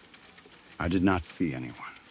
The voice seemed to respond directly when I called my wife's cousin, and it kept saying the same thing. Here, it sounded like someone wanted me to keep following. That is the part that bothers me. If a random person was trying to help, they would have said, "He's not here." Or, "Who are you looking for?" If someone was joking, maybe they would laugh eventually. Maybe they would show themselves. Instead, the voice did nothing except lead me deeper. Every time I moved toward it, it answered from farther ahead or slightly closer, but still out of sight. It never came to me. I came to it. That thought still makes me uncomfortable. My wife and the others asked how far into the woods I had gone. I was not completely sure. Far enough that the road was no longer visible. Far enough that darkness had started to become a real concern. Not miles, but farther than I should have gone. The thing that really unsettled all of us was imagining what might have happened if I had continued. Suppose I had ignored the darkness. Suppose I had thought, he must be right around the next turn. Suppose I kept following here. How far would the voice have led me? What would I have found? A person? Nothing? A dangerous drop? Someone waiting to rob me? An animal? I do not know, and I am glad I never found out. For years I have thought about those final words. You come here. That was the moment that broke the illusion. Until then, I believed I was in control. I was looking for someone. I was deciding where to walk. Then the voice told me what to do. Come here. It felt like an invitation. Or an order. Either way, I did not like it. There is something naturally disturbing about voices in the woods. Sound travels strangely between trees. It can bounce. Distance becomes hard to judge. Someone who sounds close might be much farther away. Someone off to your left can sound like they are directly ahead. Maybe that explains why I never saw the speaker. Maybe the person was never where I thought they were. But even that possibility is uncomfortable. If someone was deliberately answering me, they knew I was searching for another person. They knew I thought the voice was him. They let me believe it. Why? Maybe it was only a prank. But that is a pretty disturbing prank to play near sunset in an isolated preserve. What if I got lost? What if I fell? What if I wandered off the trail? Whoever it was did not seem concerned. They wanted me closer. After that night, I started thinking differently about the woods around the cabins. Before, they had just been part of the scenery. Peaceful, beautiful, a place to hike. Afterward, I remembered how easily the trees swallowed visibility. A person could stand 20 or 30 feet away and remain completely hidden. Someone could watch the trail without you knowing. Someone could move deeper every time you got closer. I also thought about the long dirt road. The cabins were isolated enough that if something happened in those woods, it might take a while before anyone knew. The others knew I had gone looking, but they did not know exactly where I was. If I had disappeared, they probably would have started searching along the road first. Maybe it would have taken hours before someone thought to go deep into the preserve. That is a creepy thought. Another possibility we considered was that I had misheard the voice. Maybe it did not sound as much like my wife's cousin as I remembered. When you call for someone and hear a response, your brain assumes the response belongs to them. Maybe any male voice saying here would have been enough. I was not expecting a stranger. So I automatically filled in the identity. That seems reasonable. But the voice responded at exactly the right moments. I called. Here, I called again. Here, again. Here, it was a conversation. A very limited one, but still a conversation. Something heard me and answered. I have no doubt about that. I also remember the way the voice seemed to become a little closer. Maybe it was moving. Maybe I was. Probably both. That means whoever was speaking could have been intentionally maintaining a distance. Every time I moved forward, maybe they moved too. That possibility is terrifying in a completely non-paranormal way.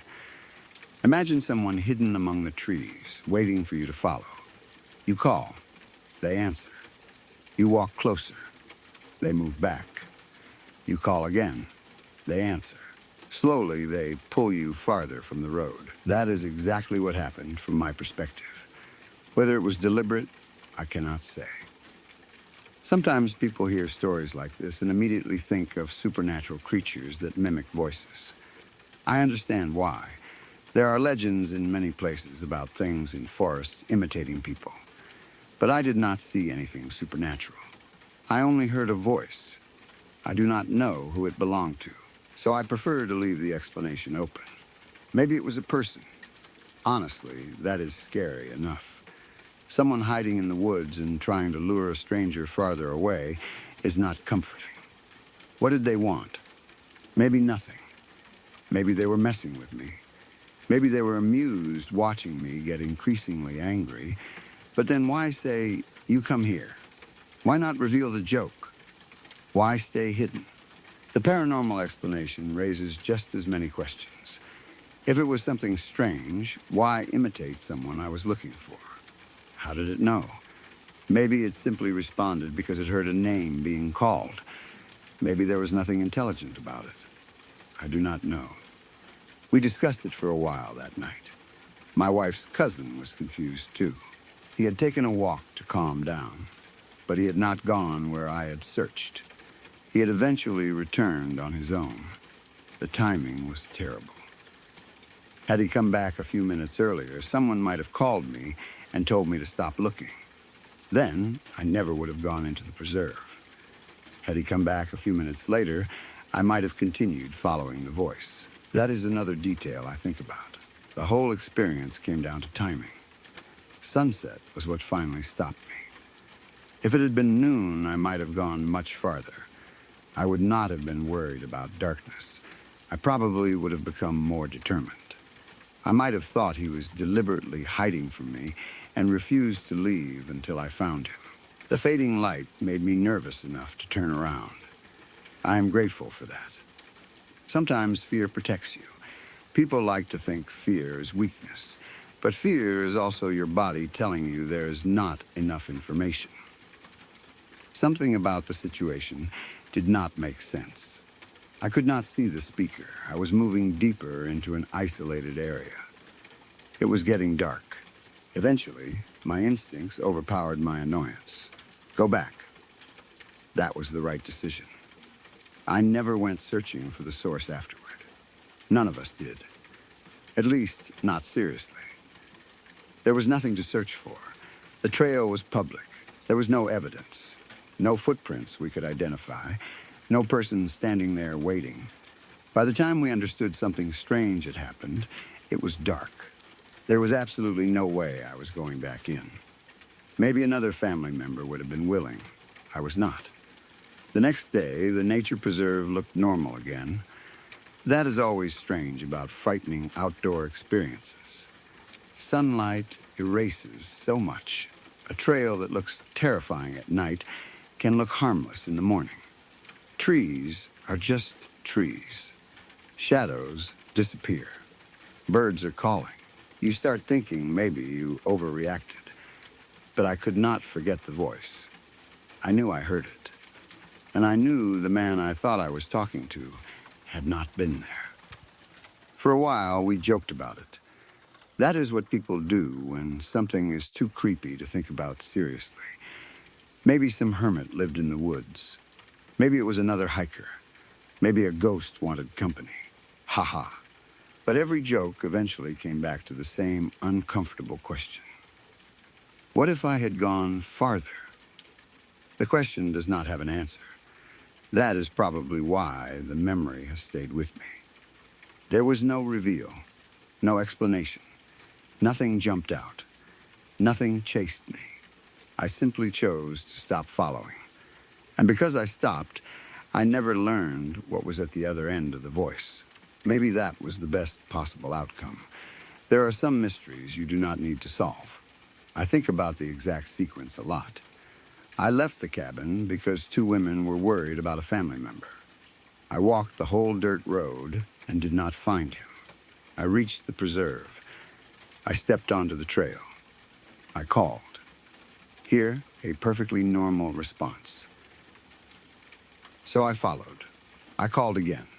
Here, I kept going. Again, here, the sun dropped lower. The woods got darker. I finally decided to leave. Then, you come here. That is when the whole thing shifted. The voice no longer sounded like a person who wanted to be found. It sounded like something that wanted me to keep coming. Maybe that is only how I interpreted it, because I was scared. But that feeling was strong enough to make me turn around immediately. Then, I reached the cabin and found the person I was looking for already sitting there. I will never forget seeing him. That moment of confusion. My brain trying to make the two realities fit together. If you are here, who was I talking to? Nobody had an answer. We still do not. All these years later, I can give you theories. Maybe another hiker. Maybe some local guy. Maybe teenagers playing around. Maybe someone trying to lure me somewhere for reasons I am glad I never discovered. Maybe a strange echo caused me to misinterpret words. Maybe something paranormal. I honestly have no idea. But I know there was a voice. I know it answered me multiple times. I know it seemed to draw me farther into the woods. And I know my wife's cousin was not the one speaking. Whenever I think about those cabins now, I still remember the river and the peaceful dirt road. But I also remember the tree line at the nature preserve. I remember the last light fading between the branches. I remember standing alone on the trail listening. And from somewhere I could not see, here. Then farther in, here. And finally, when I decided I had gone far enough, you come here. I did not. And I am very glad I never found out what would have happened if I had.